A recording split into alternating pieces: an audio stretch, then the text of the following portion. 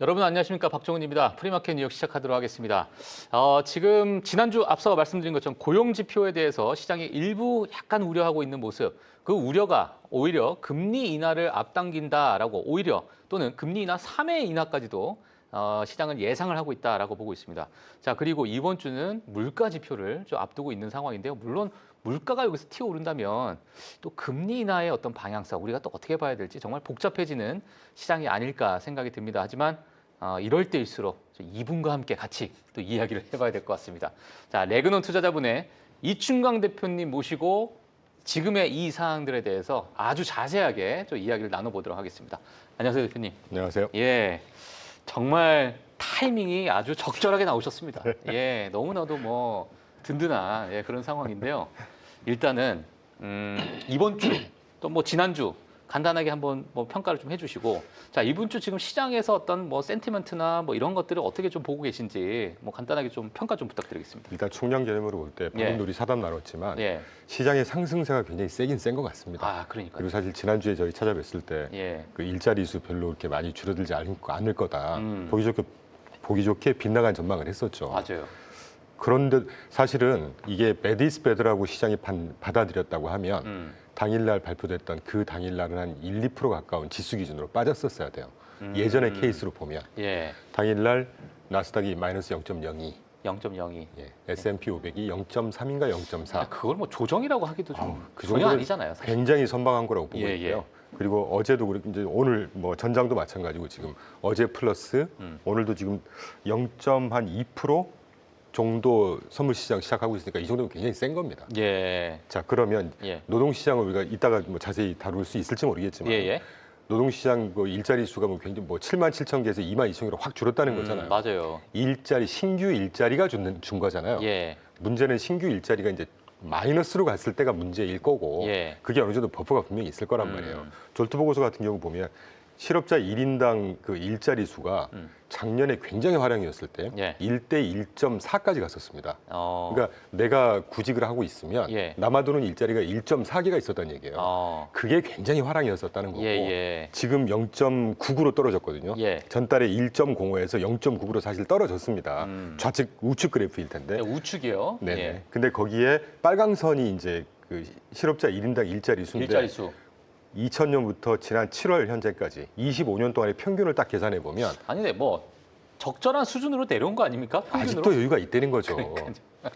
지난주에 우리 한번 빵 터졌을 때 제가 25만 지금 그 주간 실업장 총 건수가 뭐 빵 터진 게 한두 번이 아니라서 평균이 34만 개인데 지금 22만 개가 무슨 문제가 되겠냐. 이런 거하고 비슷한 거. 자, 실업률도 한번 보죠. 얘기 나온 김에. 실업률이 지금 4.1, 4.2, 지난번에 4.3이었죠, 지금.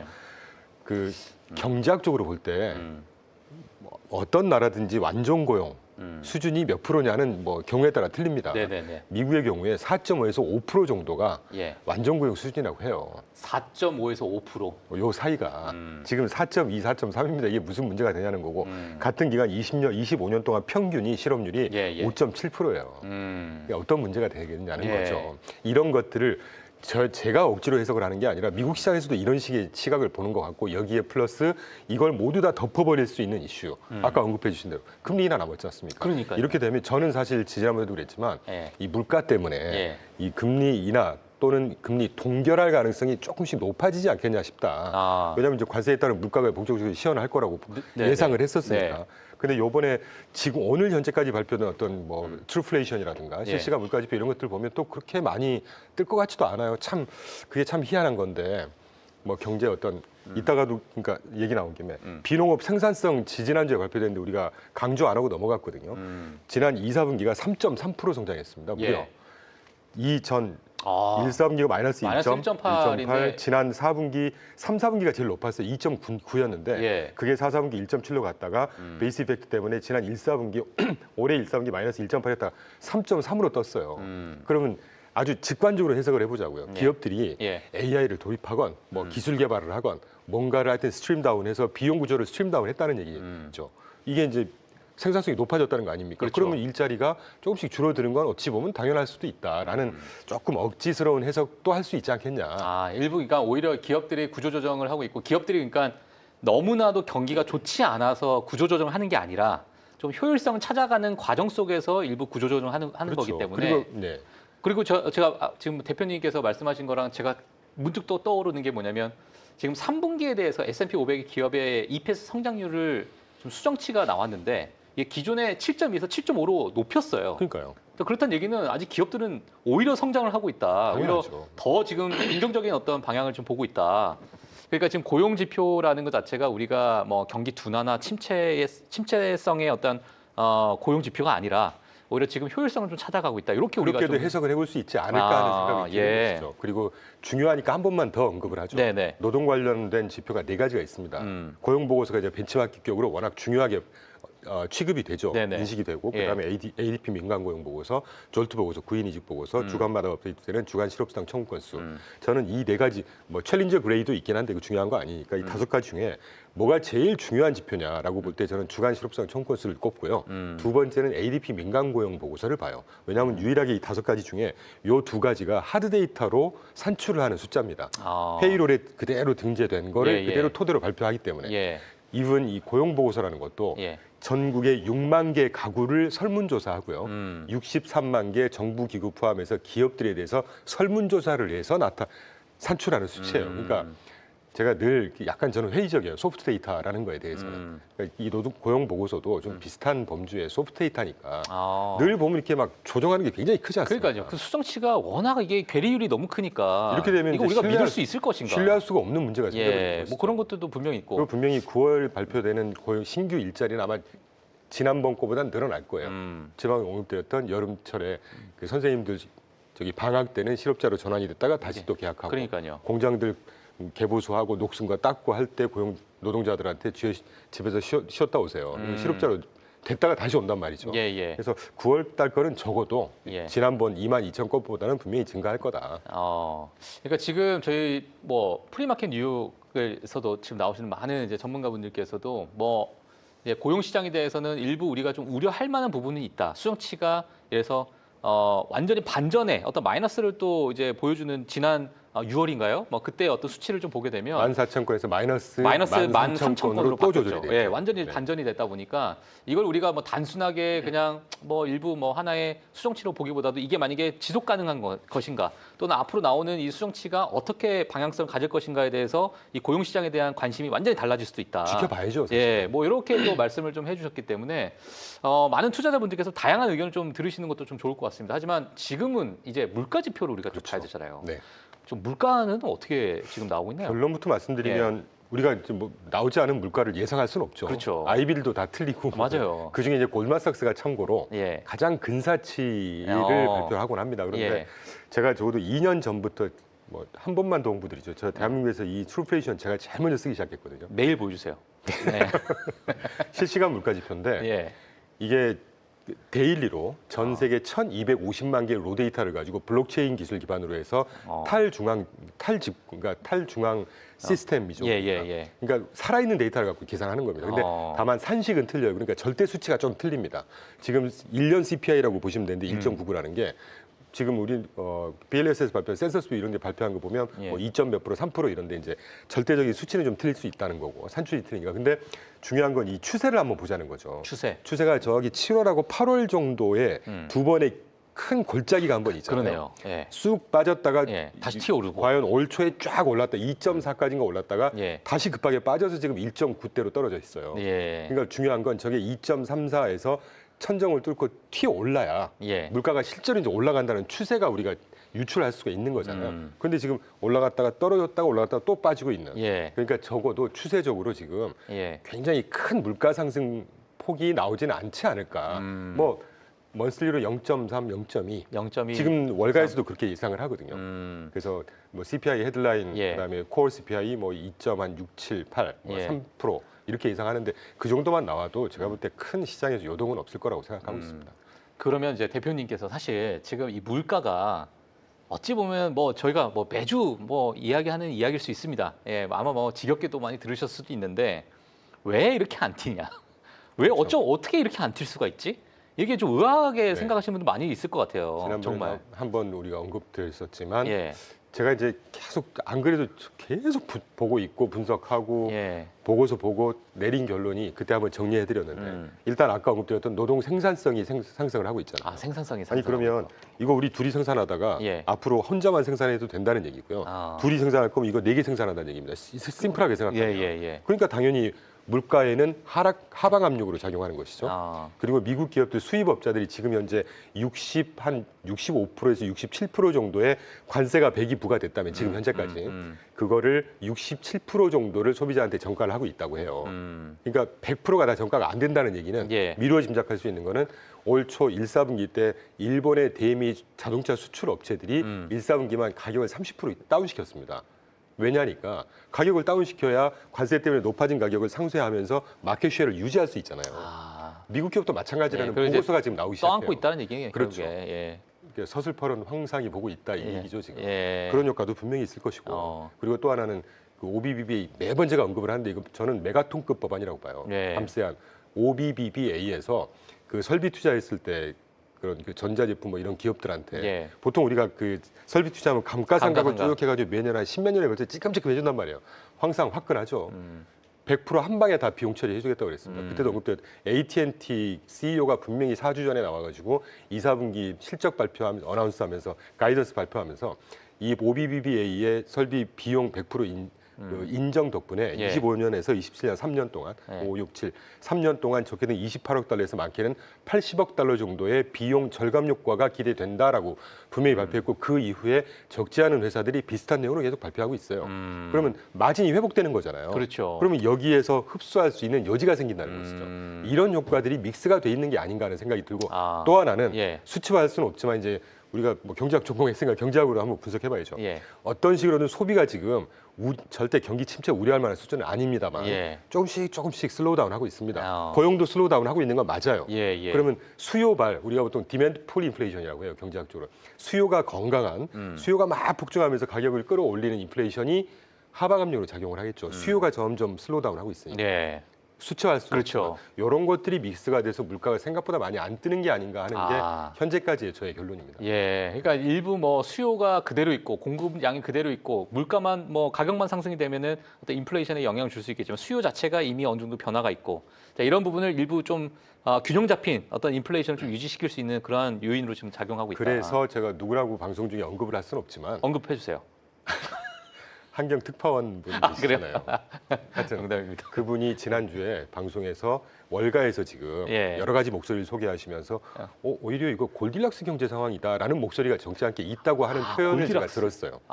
골디락스는 게 그런 게 아닙니까? 예. 물가도 적당히 하면서 성장도 적당히 되는 이게 골디락스잖아요. 우리가 이제 뭐 어찌 보면 그렇게 해석할 수도 있는 약간 거예요. 지금. 뭐 연착륙 소프트 랜딩이나 하드 랜딩이 아니라 노 랜딩으로 그냥 지금의 상태를 계속하는 그리고 이런 거. 시청자 여러분께 제가 처음 이렇게 직접적으로 설명드리는데 예. 여러분 지금 그 불 스티프닝이다 뭐 그 이따가도 수익률 곡선 소개드리겠지만 예. 이 불 스티프닝이라고 하는 수익률 곡선의 패턴이 예. 경제학적으로 보통 경제가 부진하는 경제 어떤 부진기 침체기에 나타나는 그 수익률 곡선 타입이라고들 하거든요. 예. 이걸 갖고 또 비관론자들 또 채권 세일즈 하시는 분들은 경기 침체 올 수밖에 없고 일자리가 붕괴됐고 또 이런 식의 목소리가 점점 나오기 시작해요 보니까 이 헤드라인들은 보니까 그런 거에 너무 귀담아 주지 마시고 지금 불 스티프닝이라는 것 자체가 장기물들은 올라가고 단기물이 빠지고 있는 뭐 그 부분을 단기물 장기물 금리가 동시에 같이 빠지는데 같이 빠지는 단기물이 더 많이 빠지는 거예요. 더 많이 그래서 빠지고. 가팔라지는 걸 볼 스티프닝이라고 해요. 예. 이게 보통 경기가 부진한 이런 상황에 연출되는 수익률 곡선의 패턴이거든요. 근데 요번에 지금 그래프에서 보시는 지금 지난 1월 13일이 10년물 기준으로 제가 표시는 안 해왔지만 4.8까지인가 튀었을 때입니다. 1월 13일 당시가. 그리고 4월 8일 날인가가 무지막지한 그 판때기 관세 때리고 나서 경기 우려 때문에 3.9까지 빠졌다가 4.23까지 갔다가 지금 어제 기준으로 4.05까지 떨어져 있거든요. 그러면서 이제 단기물이 더 많이 빠졌죠. 보시면 같은 1월 13일 이후 9월 8일 현재까지 2년물이 90.8bp가 떨어졌고 그다음에 쭉 갈수록 장기물로 가서 덜 떨어지잖아요. 덜 떨어지고. 저런 패턴을 보고 불 스티프닝이라고 해요. 근데 이제 이걸 가지고 또 뭐 경기 침체가 이제 왔고 뭐 노동 시장이 붕괴됐고 이런 목소리 분명히 나오기 시작하는데 거기에 그렇게 귀담아 두지 마십시오. 미국 경제 그렇게 지금 힘든 상황 아니고 노동 시장 자꾸 숫자가 떨어져서 그렇지 실제 그 졸투 보고서에 뭐 지나갔으니까 그냥 말씀을 네네네. 해고 줄이고 있고 퇴직 줄고 있고 자발적 퇴직 줄고 있고 채용은 또 줄고 있고 그러니까 그 잭슨 홀 미팅에서 제롬 파월이 큐리어스한 밸런스가 있다 지금 노동시장에 큐리어스하다고 표현했거든요. 예. 특이한 균형이다. 그러니까 이분들은 한 일주일 전이니까 이런 로 데이터를 다 보고 회의를 하셨던 것 같아요. 그렇죠. 대놓고 얘기는 안 하셨죠. 그래서 큐리어스라는 단어를 쓴 것 같은데 그러면서도 일자리 베이컨시라고 합니다. 잡 베이컨시라고 해서 예. 그 빈 일자리 예. 사람을 뽑아야 되는 예. 이건 또 늘었어요 오히려. 그러니까 노동시장이 타이트해지고 있다는 이거를 예. 노동시장이 뭔가 붕괴되는 초입이다 이렇게 해석을 하시면 안 됩니다. 노동시장이 균형인데 아주 예. 타이트한 균형으로 가고 있다. 이 정도가 예. 경기 침체는 아니라는 것이죠. 그래서 월가에서도 지금 주식시장이 그대로 반영하고 있는 것이잖아요. 예. 조정이 있어도 아주 얕은 조정 정도가 연출이 되지 않을까 이런 생각을 좀 하고 있죠. 그러면은 지금 뭐 일단 저희 대표님께서는 뭐 고용시장에 대해서는 그렇게 우리가 우려할 상황은 아니고 물가도 지금 우리가 뭐 사실 지금 나오고 있는 이 수치만 보더라도 관세가 전혀 뭐 영향을 주지 않고 있는 일부는 있겠으나 예, 뭐 그만큼 그러니까 우리가 우려했던 것만큼의 그 인플레이션이 아니다 보니까 금리 인하의 어떤 방향성 그대로 좀 갈 그렇죠. 거라고 좀 보고 계시는 거죠. 그래서 이런 여러 가지 잡음 저도 노동시장 우려됩니다. 만약에 이 추세가 한두 달 계속 와버리면요. 그러면 진짜 이건 경기 침체 우려해야 돼요. 준비해야 되고. 그런데 이제 지켜보자는 얘기죠. 한두 달 더 남았으니까. 근데 에도 불구하고 이런 악재라면 악재를 모두 다 오버라이드 할 수 있는, 덮어버릴 수 있는 이슈가 금리 인하라는 것이죠. 잭슨홀타운 그 미팅 그날 금요일 날 봤지 않습니까? 사실 잭슨홀타운 전체적인 스테이트먼트 내용이 그렇게 비둘기파적은 아니었어요. 제가 볼 때는. 그런데 그 딱 한 줄. 노동시장이 특이한 균형이어서 금융정책을 조정할 수 있는 여건이 된 것 같아요. 요 한 줄 때문에 폭등했잖아요. 금리 인하 그 기대감 때문에 금리가 인하된다는 건 굉장히 중요한 겁니다. 사회 기업뿐만이 아니고 사회 전반에 굉장히 큰 영향을 미쳐요. 이를테면 뭐 주택시장 같은 경우도 그렇죠. 몰기주의 30년물 모기지 금리가 지금 연초에 7%였다가 6.65 슬금슬금 떨어지고 있어요. 그래서 저희 리츠 포트폴리오 중에 레지덴셜 리츠라고 해서 주거용 리츠가 성과가 제일 좋거든요. 요새. 그러니까 그런 식의 실물 경제도 마찬가지고 금융 경제에 굉장히 좋은 영향을 미칩니다. 금리 인하는. 다만 그게 인슈런스 컷이었을 때. 리세션 컷은 지금 아니잖아요. 경기 침체라는 지금 저는 아직도 찾을 수가 없어요. 어느 지역에서도. 알겠습니다. 지금 경기 침체라고 보기는 힘든 그런 상황이다라고 이야기를 해주셨는데 사실 우리가 뭐 금리 인하에 대해서도 시장에서 긍정적이다 보니까 어제도 제 개인적으로 보는 이 종목들을 좀 보게 되면 뭐 작은 기업들, 중소형 기업들, 특히나 중소형 기업인데 최근에 좀 연관이 돼 있는 뭐 자율주행 관련된 뭐 부품 기업부터 해서 음성 인식 기업부터 해서 뭐 로보틱스부터 해가지고 이런 기업들이 막 튀어오르는 뭐 20% 30%씩 막 튀어오르는 이런 것 이제 뭐 어찌 보면 약간의 테마성이 좀 있는. 그런 흐름이 있다는 얘기는 제가 딱 시장을 보면서도 이제 금리 인하에 대해서는 시장에서는 일부 움직임이 있구나.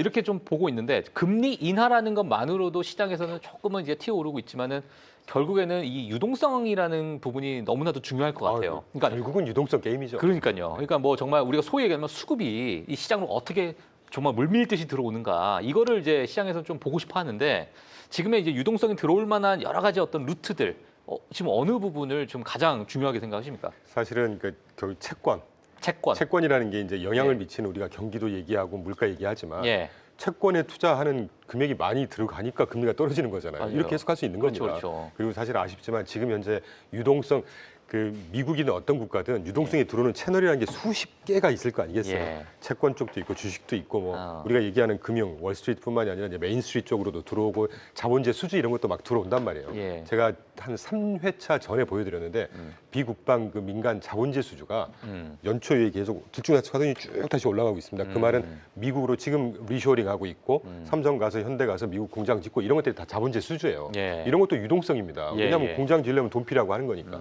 그거 외에 이 자본시장 쪽에 자금이 얼마나 들어온다는 통계는 아직은 안 나와요. 왜냐하면 이게 워낙 채널이 많다 보니까 보통 경험적으로 보면 한 2, 3개월 지난 다음에 과거 몇 개월 전에 이렇게 들어왔더라가 발표되는데 두 달 전에 모닝스타에서 유일하게 매월 채권 쪽의 자금 수급을 나타낸 그래프가 한번 여기서 보여드리긴 했는데 4월인가 5월에 마이너스 5천억 달러인가가 쑥 빠졌어요.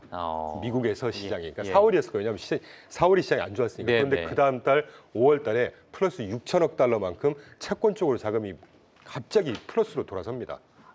아, 그래요? 그러니까 한 달 만에 약 1억 달러 정도의 채권 쪽이었지만 자금이 쏟아져 들어왔다는 얘기예요. 동시에 같은 비슷한 기간 동안 아까 말씀드렸던 자본재 수주 이런 것들이 계속해서 증가하고 있다는 얘기죠. 뭐 그리고 또 하나 이제 지난주에 우리가 얘기했지만 7월 달에 OBBA에서 그 부채 한도 상향 조정했잖아요. 그러면 TGA 잔고 재무부의 통장, 그죠? 계좌죠, 계좌. 트레저리 데일리 트레저리 스테이트먼트라고 해서 연초에 7,800억 달러까지 갔다가 두 달 전에 한 3천억 달러까지 쭉 줄였어요. 이 말이 무슨 말이냐면 뭐 이렇게 공장 지을 때 보조금 주고 사회 안전보장 시스템에 돈 쓰고 정부에서 공격적으로 지출을 하고 있었단 말이에요. 이게 이제 거의 바닥이 날 것 같으니까 7월에 맞춰서 쫙 늘렸네요. 그렇죠. 이제 부채 한도를 상향 조정해서 채워놔야 또 뿌릴 거 아니에요. 그러니까 지금 두 달째 다시 채워놓는 작업 중이에요.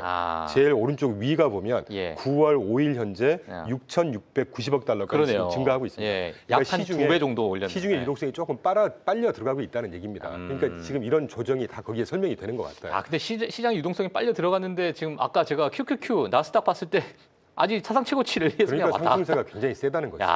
그런데 이게 이제 또 하나 금리 인하만큼 중요한 이슈인 게 보통 그 부채 한도 협의를 하잖아요. 그래서 도장을 딱 찍으면 그때부터 빨아들이는 작업을 짧게는 3개월에서 한 5개월 해요. 그러니까 TGA 잔고가 쭉 늘어났다가 시중에 그만큼 유동성이 빨려 들어가겠죠. 그러다가 그때부터 다시 이제 지출하기 시작합니다. 그게 9월, 10월에 초입에 있다는 얘기예요. 그러니까 제가 지난주에도 10월에 사라.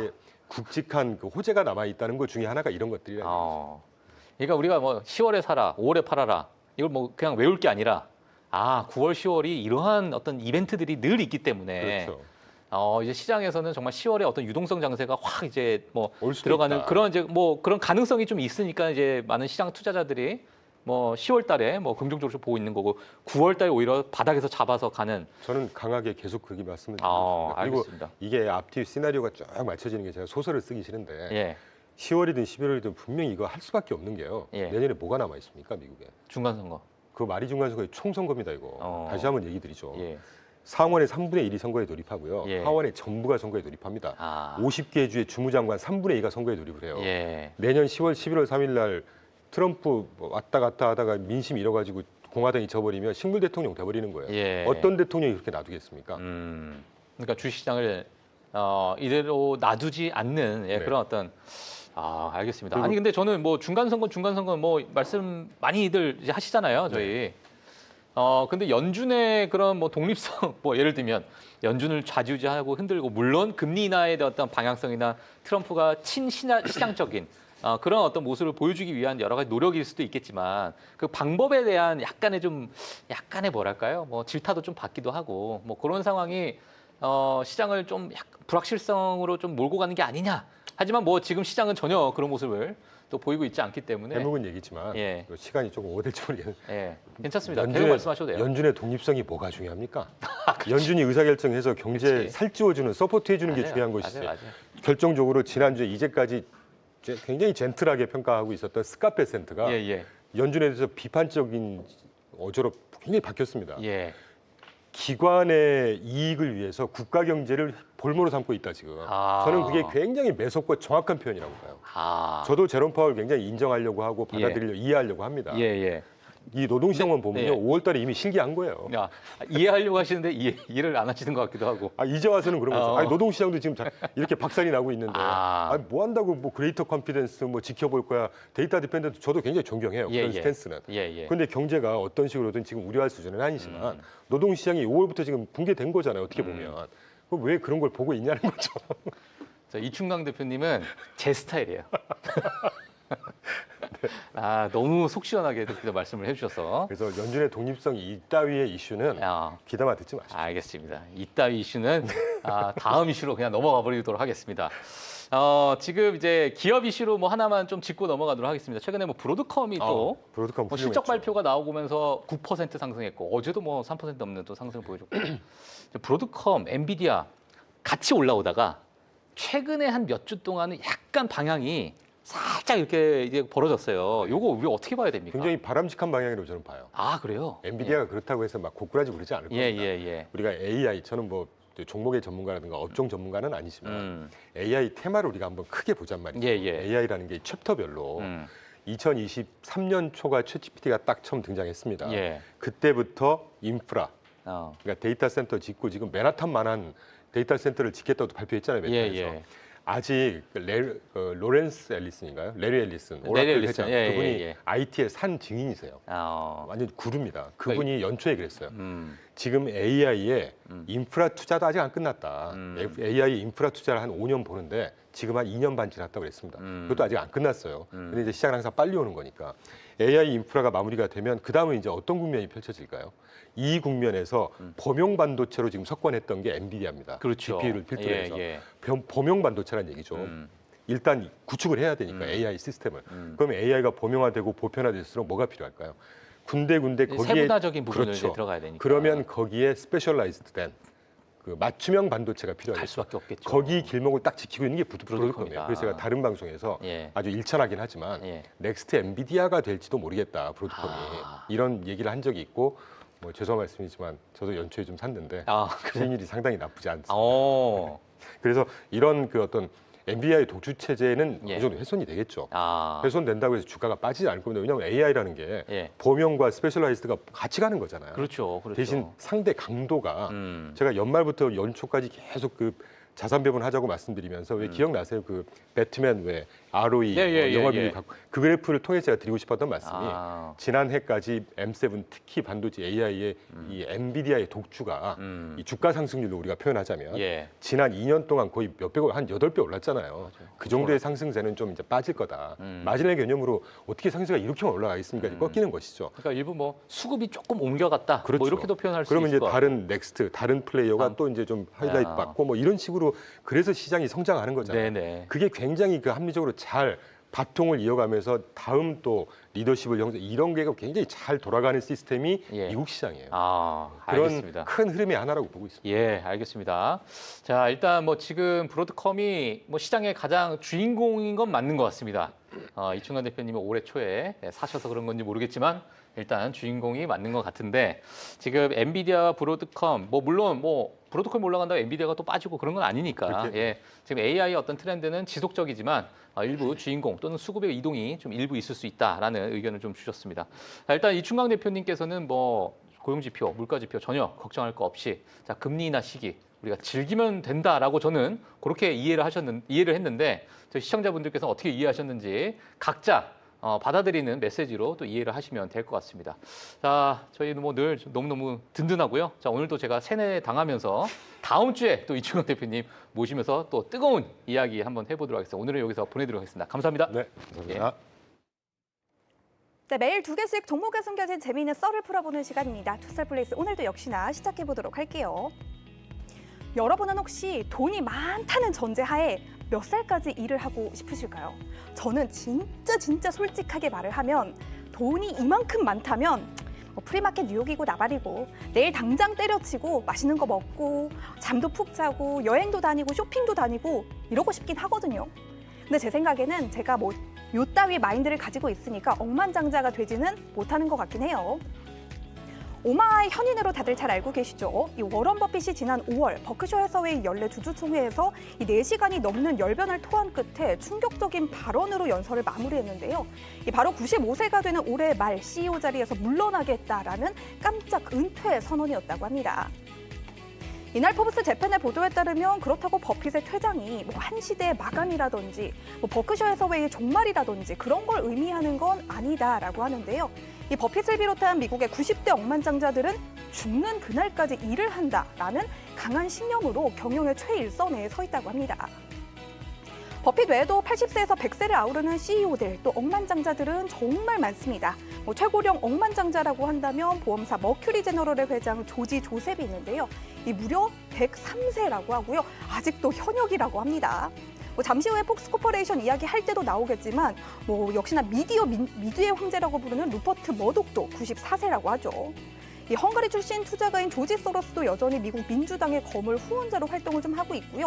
이 밖에도 바이오레드 랩의 창립자 앨리스 슈워츠, 또 워싱턴 DC의 부동산 재벌인 애넷 러너, 또 케이블 TV 사업가인 앨런 제리 등 모두 90대 현역 억만장자들이고요. 이들은 정치, 사회, 경제 등 여러 가지 방면에서 90대지만 20대 못지않은 활발한 활동을 좀 하고 있다라고 합니다. 이 퍼브스 재팬은 부와 건강의 상관관계에도 초점을 맞췄다고 하는데요.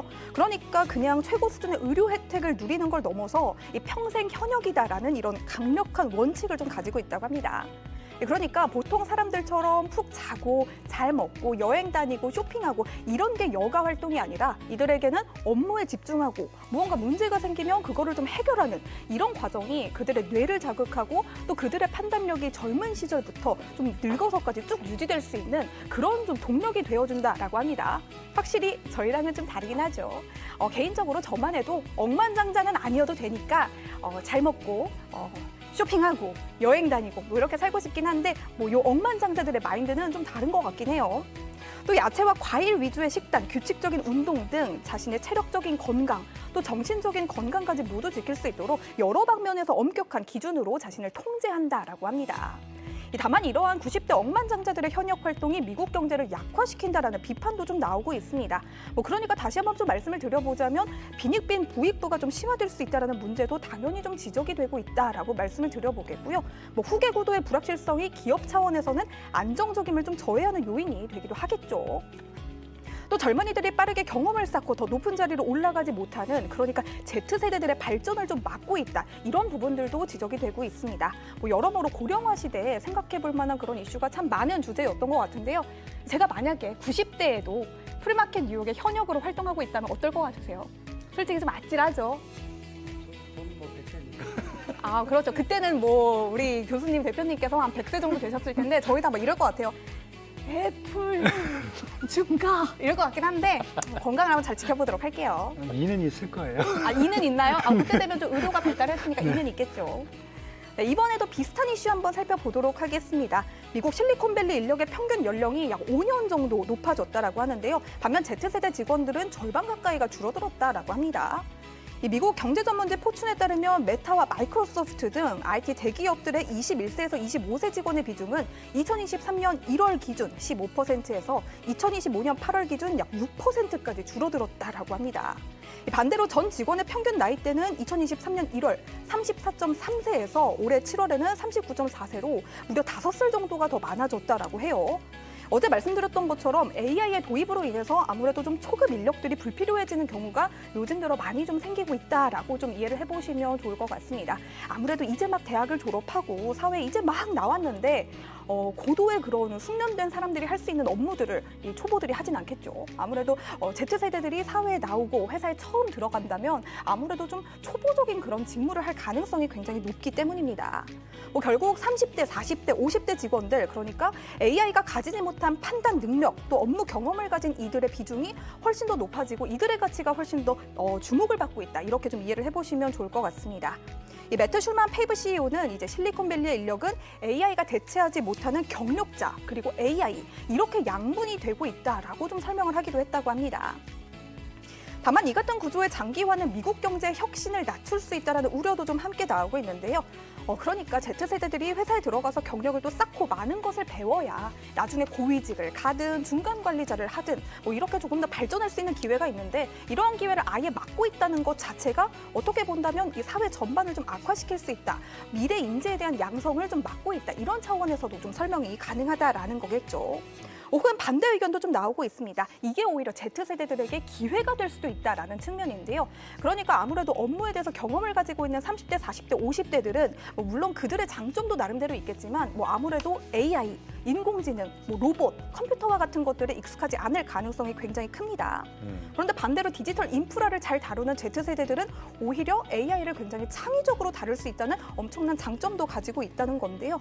결국 다시 한번 좀 말을 해보자면 우리 젊은 세대들이 살아남는 길은 AI가 하지 못하는 혹은 경력자들이 하지 못하는 그 사이에 어딘가에 그 나만의 역량을 갖추는 게 굉장히 중요하다. 이런 말씀을 한번 좀 드려보고 싶었습니다.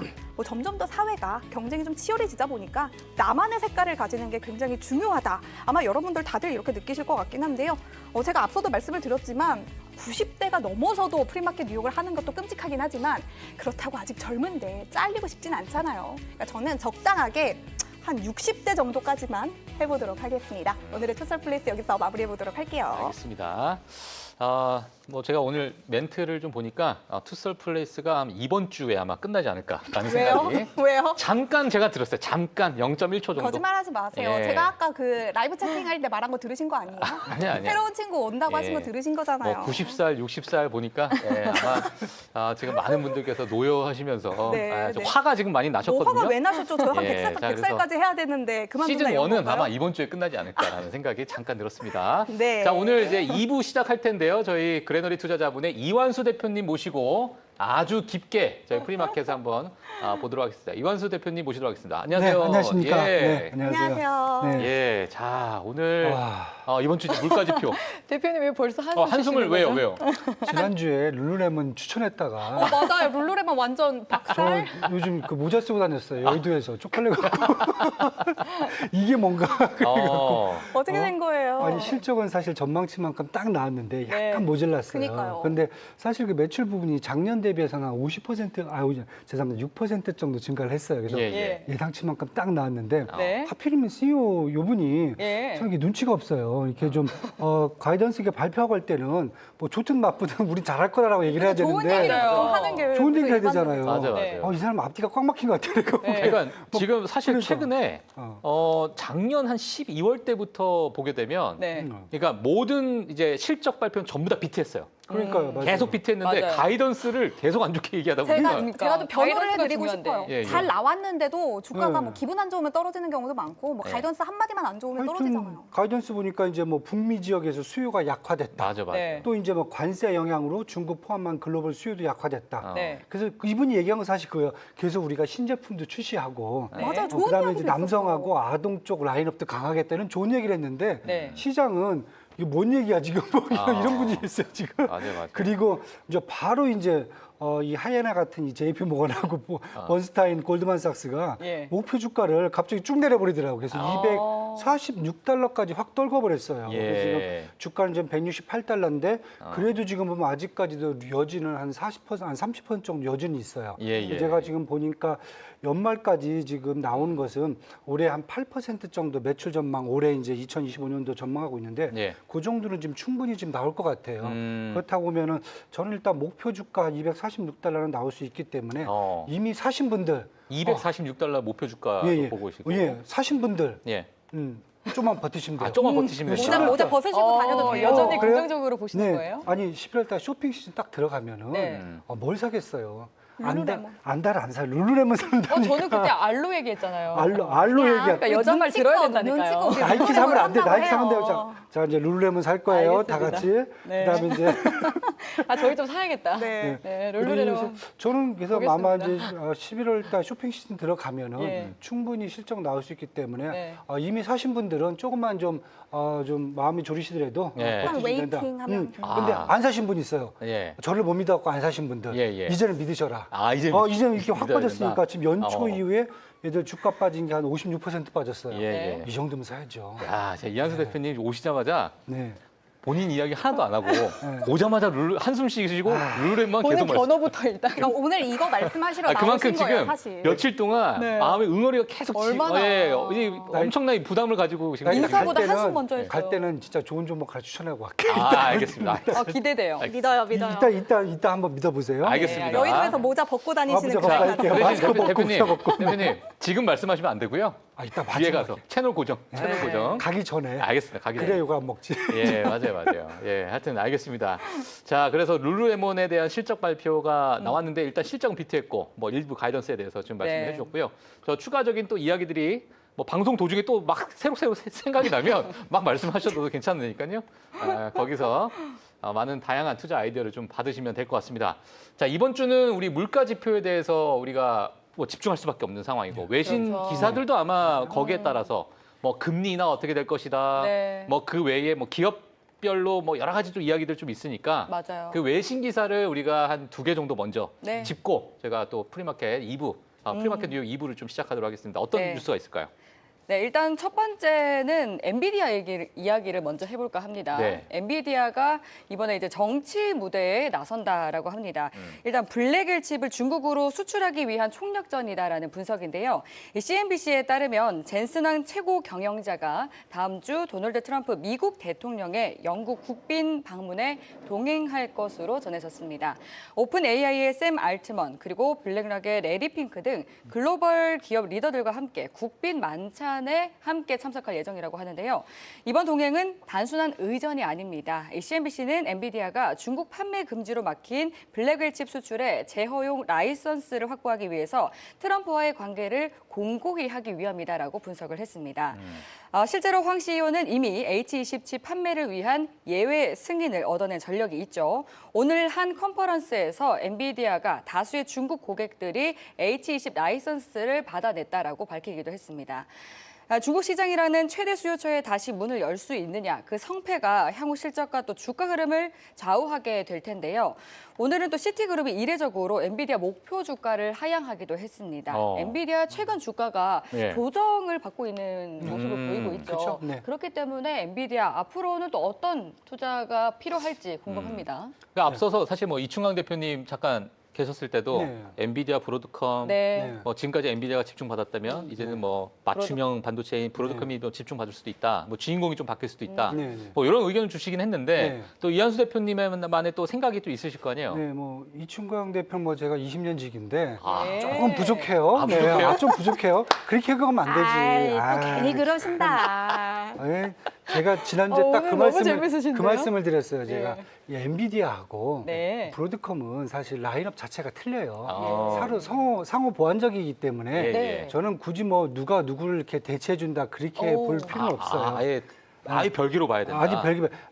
아이직이라든지 예, 예. 이쪽에 이제 GPU는 맞아요. 사실은 라인업 자체도 틀리고 기능 자체가 틀려요. 맞아요. 물론 이제 추론이라든지 이런 트레이닝을 위한 그런 제품이 나오긴 하지만은 네. 제가 계속 그 말씀드렸어요. GPU는 그냥 페라리다. 페라리 같이 누가 다 갖고 싶고 엄청 비싸고 그다음에 서울서부터 부산까지 가려면 이 페라리 말씀 해주셨잖아요. 그렇죠. 쫙 한번 몰고 가면 되는데 맞아요. 아이직 같은 것은 이제 맞춤형이기 때문에 예. 사실 이제 가격이라든지 어. 아니면 이제 성능이라든지 발열이라든지 에너지 소모량 이런 맞아요, 것들 다 맞아요. 생각을 해갖고 약간 좀 틀려. 그다음에 아이직 퀘르는 사실 기본적으로 HBM이 많이 들어가질 않아요. 아. 주로 CPU를 갖고 위주로 하고 예. 그다음에 CXL과 같은 그러한 이제 통신 시스템을 갖고 네. 사실 이제 기능을 업데이트 시키는 뭐랄까 기능을 이제 한층 이제 업그레이드 시키는 그런 제품이기 때문에 예, 네. 제가 지난번에 그 말씀드렸어요. 데이터 센터에 다 페라리 갖다 꽂을 필요 없어요. 그럼요. 저렴한 것도 필요하고. 네, 그렇죠. 거기에 맞는 것도 또 필요하고 이것도 CPU도 필요하고 다 필요하기 때문에 예. 보완적인 제품이고 매출을 보면은 사실 엔비디아가 지금 사실 브로드컴에 비해서 10배 이상이 많아요. 네. 그렇다 보면 아직까지 두 개의 이제 비중은 예. 저는 이제 상호 보완적이라고 이제 보여지기 때문에 네. 사실 아이직 갖고 뭐 GPU를 뭐 대체한다. 예. 사실 이런 케이스는 좀 아닌 것 같고요. 네. 그래서 저는 그냥 같이 간다 항상. 그렇게 지금 보여지고 이번에 젠슨왕 대표가 이제 사실 또 이제 영국 같이 가시잖아요. 근데 젠슨왕 대표는 제가 이제 항상 그 일론 머스크하고 이제 항상 제가 이제 CEO 경영 스타일을 네. 제가 이제 항상 말씀을 드려요. 왜냐하면 어떻게 달라요? 일론 머스크는 맨날 가서 싸우잖아요. 맞아. 트럼프 대통령하고 싸우고 예. 그다음에 중국 가서 뭐 괜히 싸우고 오고. 근데 젠슨왕 대표는 잘 보시면은 트럼프 대통령하고 말도 잘 안 해요. 근데 조용조용 하면서 예. 중요할 때 가서 이것 좀 하나 주세요. 맞아요. 딱 이런 협상을 잘 스타일이에요. 이끌어내죠. 그다음에 누가 뭐라 하든 말든 중국에 맨날 가서 놀고 계세요.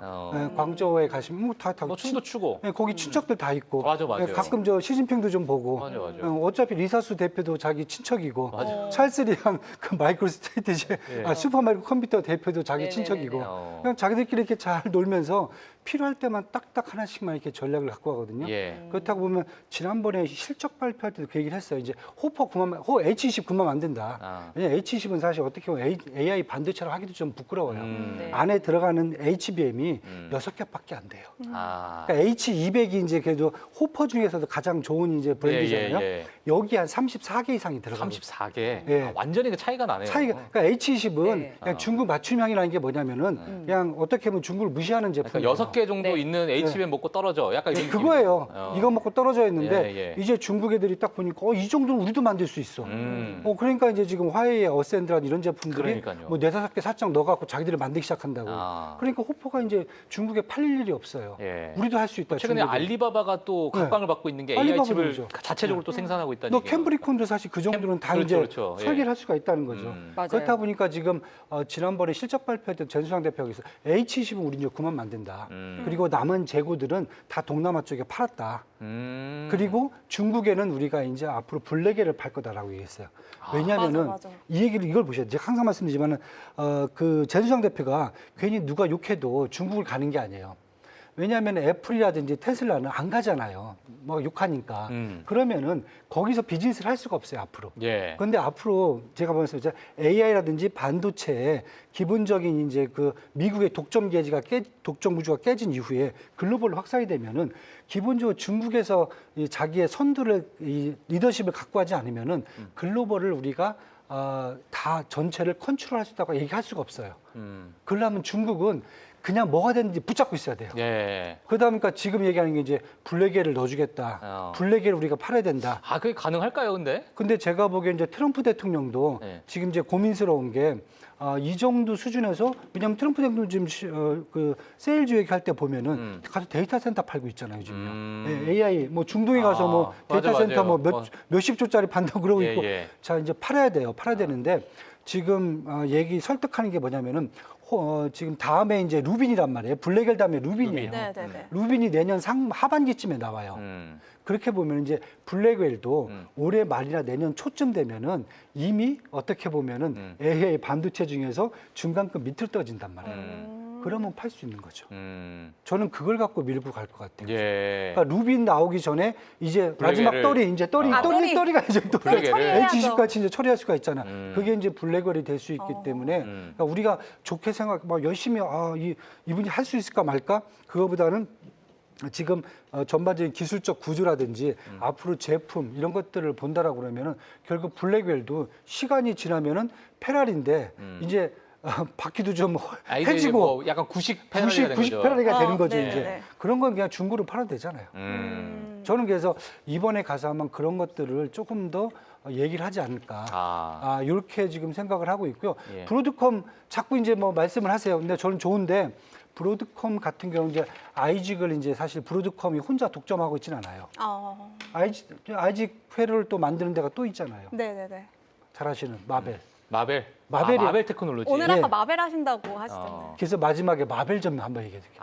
같은 아이직이에요. 예, 맞아요. 예. 근데 맞아요. 차이점이 약간 있어요. 그거 한번. 알겠습니다. 예, 예. 그럼 브로드컴이 지금 너무나도 각광을 받는데 예. 오히려 이제 마벨 테크놀로지가 또 지금 전망치가 좀 괜찮게 나오고 괜찮게 있는데 나와요. 그 왜 그런 전망치가 나오는지는 이따가 한번. 이따가 네, 시간 마지막에. 뒤에 네, 시간 뒤에 기대됩니다. 끝까지 1시간 더 보셔야 돼요. 알겠습니다. 시청자들도 생각해서. 네. 네, 화장실 빨리 갔다 오시고. 예, 지금 저희가 빨리 중요한 얘기할 때 이렇게 먼저 알려드릴게요. 네, 중요한 근데 얘기 이제 나갑니다. 오늘 보니까 마켓워치에서도 네. 브로드컴 그리고 엔비디아가 둘 다 승자가 될 수 있다라는 이런 기사가 나왔는데 또 교수님과도 같은 맥락의 맞습니다. 기사인 것 같아서 예. 참고하시면 근데 좋을 것 그 같습니다. 양분화라는 말이 사실 어떻게 보면 요즘 뭐 많은 시장, 뭐 반도체뿐만 아니라 많은 시장이 어떻게 보면 좀 통용이 되는 말 같기도 해요. 그러니까 늘 말씀을 드리지만 그러니까 공존할 수가 있다는 거 교수님께서 말씀해 주신 것처럼 상호 보완적인 그런 시장이 우리가 그게 공존을 할 거라는 생각을 투자자들이 잘 안 하면서 한쪽의 주가가 상승하고 한쪽은 주가가 떨어졌는데 생각해 보면은 그게 공존할 수도 있는 거고 뭐 상호 보완적인 걸 수도 있는 건 거고. 듣기 좋잖아요. 그렇다고 보면 사실 듣기 엔비디아는 좋잖아. 어떤 게 듣기 좋아요? 양분한다는 얘기. 그죠, 그죠.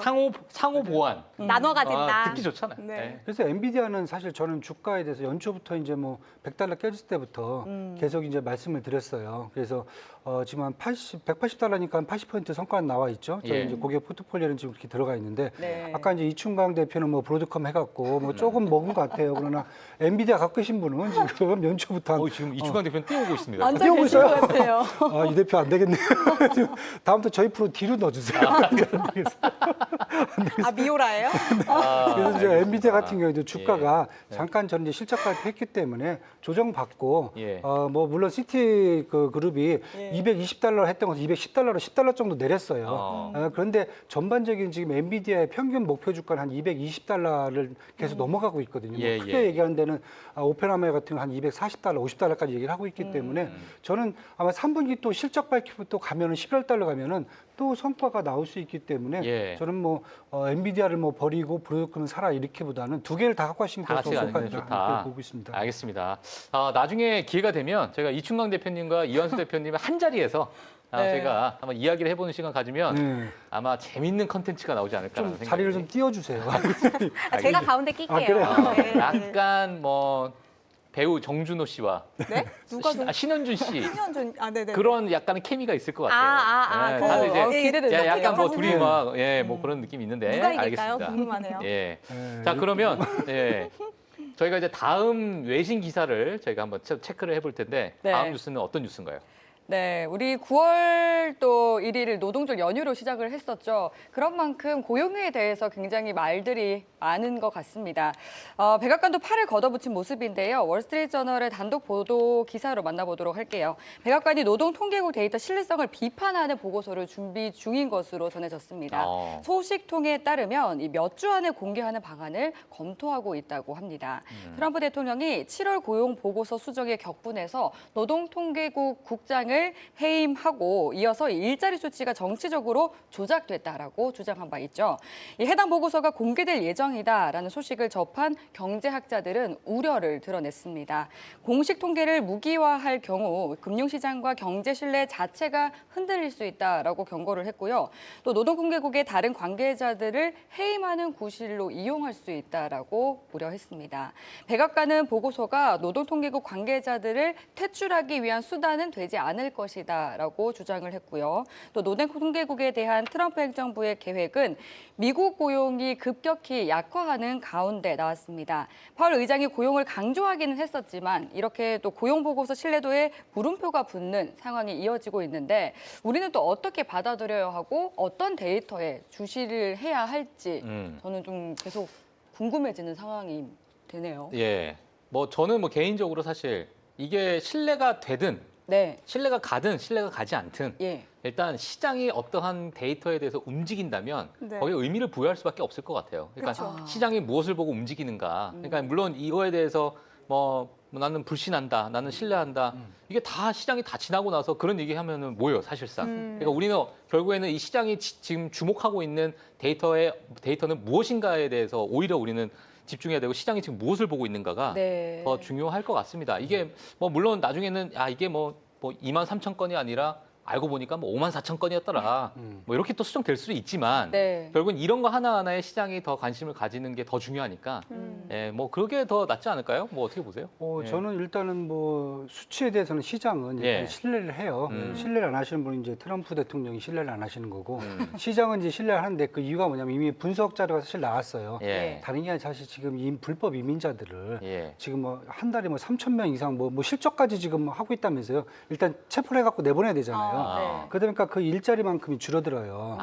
네, 그런데 거기서 이제 퇴직이 나오죠. 퇴직이라고 해야 되나 이게 해임이라고 해야 되나 하여튼 뭐 일자리가 이제 없어지잖아요. 그렇죠. 그럼 이제 딴 사람이 거기를 이제 메꿔줘야 되잖아요. 네. 근데 사실 미국 시민권을 갖고 계신 분들은 불법 이민자들이 했던 일자리를 메꾸질 않아요. 못해요. 왜냐면은 이분들은 지금 미국의 1인당 퍼 캐피탈이 예. 8만 7천 달러예요. 예. 그러니까 쉽게 얘기해서 그냥 햄버거 집에 가서 일해도 한 달에 맞아요. 한 400만 원, 500만 원 받는 사람들인데 불법 이민자들이 해야 되는 일을 이 사람들이 가서 해야 될 이유가 맞아요. 없는 거거든요. 맞아요. 그러다 보니까 지금 당연히 고용이 지금 계속 줄어드는 거예요. 왜냐면 뽑고 싶어도 안 와요. 맞아요. 지금 이런 상태라는 거죠. 예. 뭐 우리 얘기 들으면 그럼 내가 가서 할까?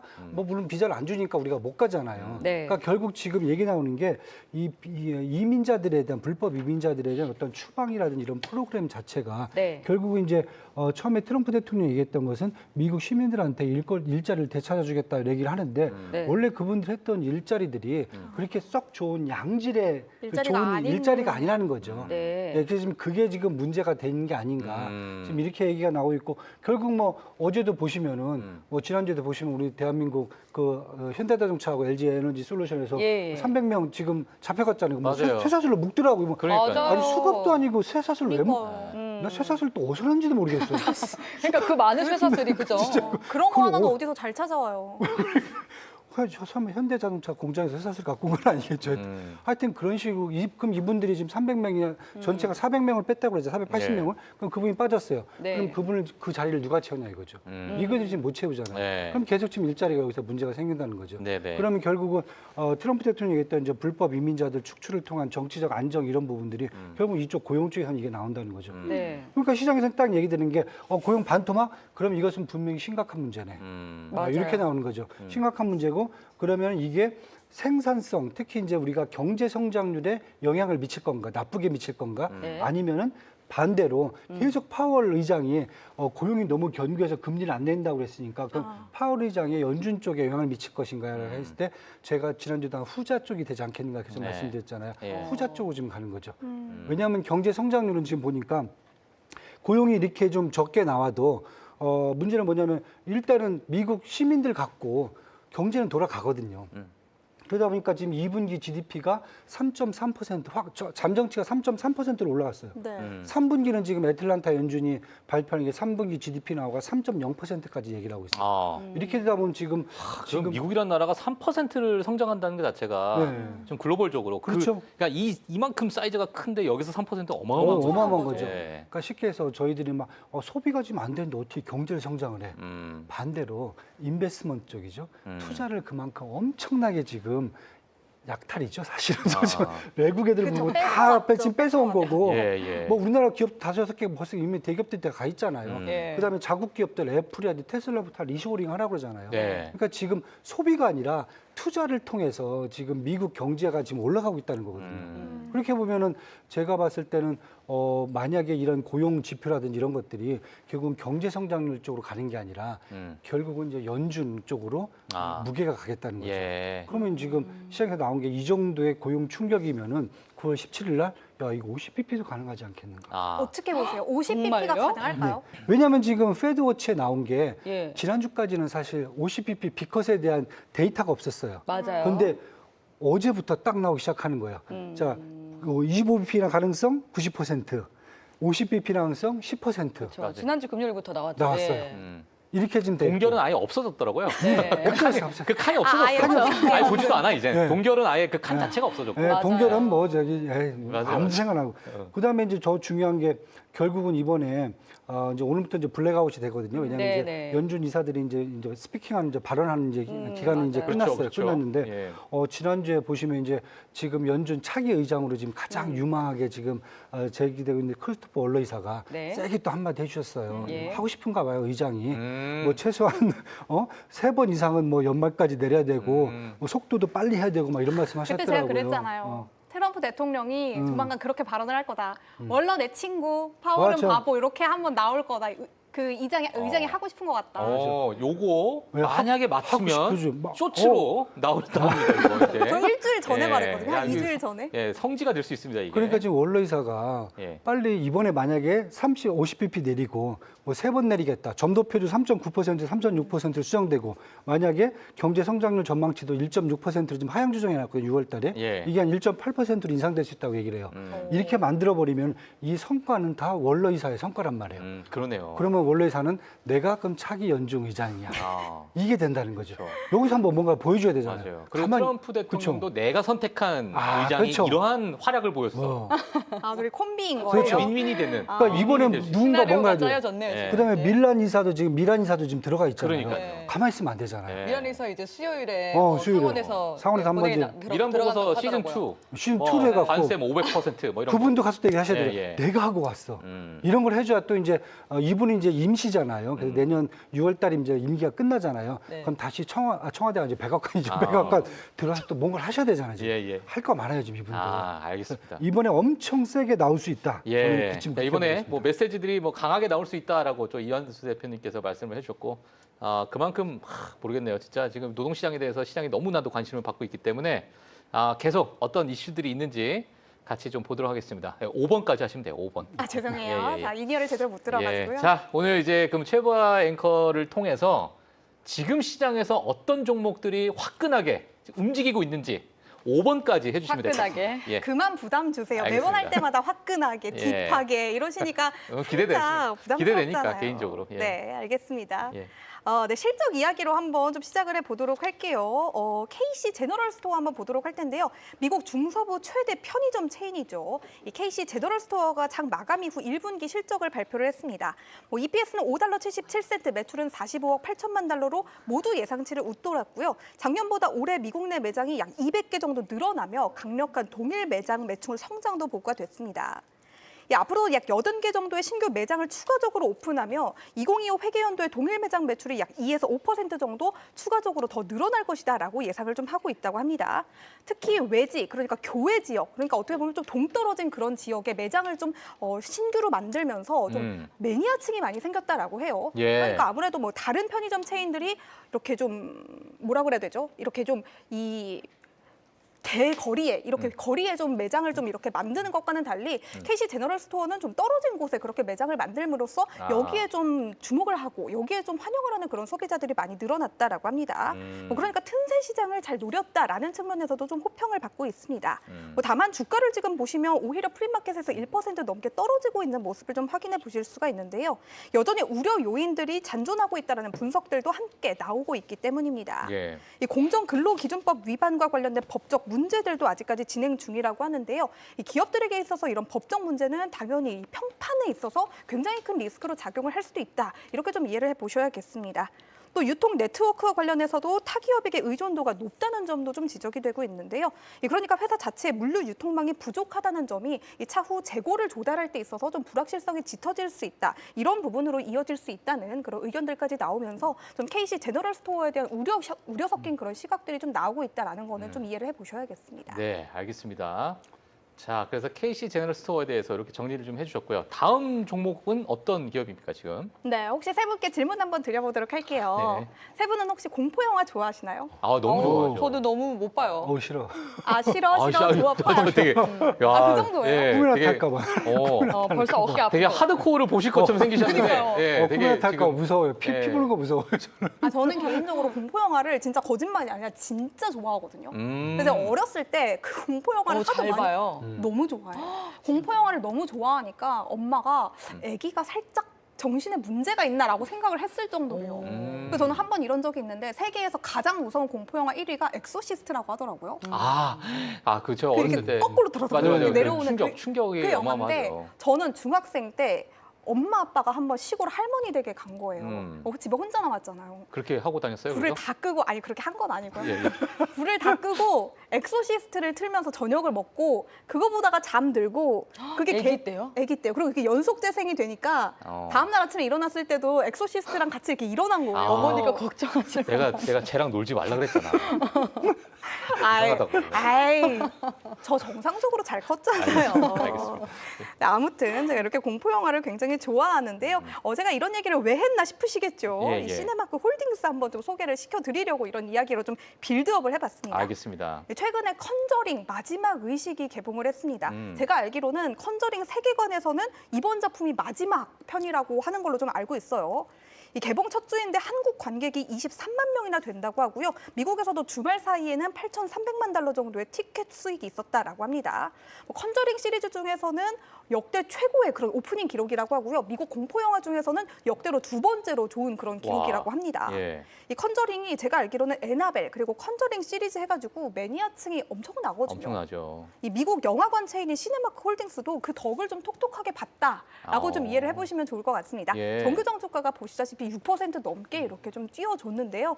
지금 프리마켓에서 일정 부분 밀리고는 있지만 이런 부분 같은 경우는 고점에 따른 차익 실현 부담이다라고 좀 이해를 해보시면 될 것 같습니다. 예. 사실 지금 영화관 체인이라고 하게 되면은 과거에 게임스탑하고 같이 우리 밈주식으로 많이 알려졌던 AMC가 또 영화관 얘기할 때 맞아요. 항상 AMC 나오죠. AMC가 나오잖아요. 네. 그러니까 AMC 어찌 보면은 팝콘 미국의 약간 가장 대중적인 영화관으로 볼 수 있는데 AMC에 관련된 이야기는 오히려 없었나 보네요. 오히려 지금 시네마틱 이 기업에 대해서. 시네마크 홀딩스만 시네마크. 있었어요. 아, AMC는 모르겠는데요. 알겠습니다. 근데 제가 항상 영화를 얘기할 때 예. 우리 팀장님께서 저한테 그러셨거든요. 아, 보아행커는 문화생활을 정말 잘하는 것 같다. 왜냐면 제가 F1도 그렇고 영화를 맞아요, 항상 다 맞아요. 보고 와서 얘기를 해드렸잖아요. 근데 컨저링은 아직 못 봤어요.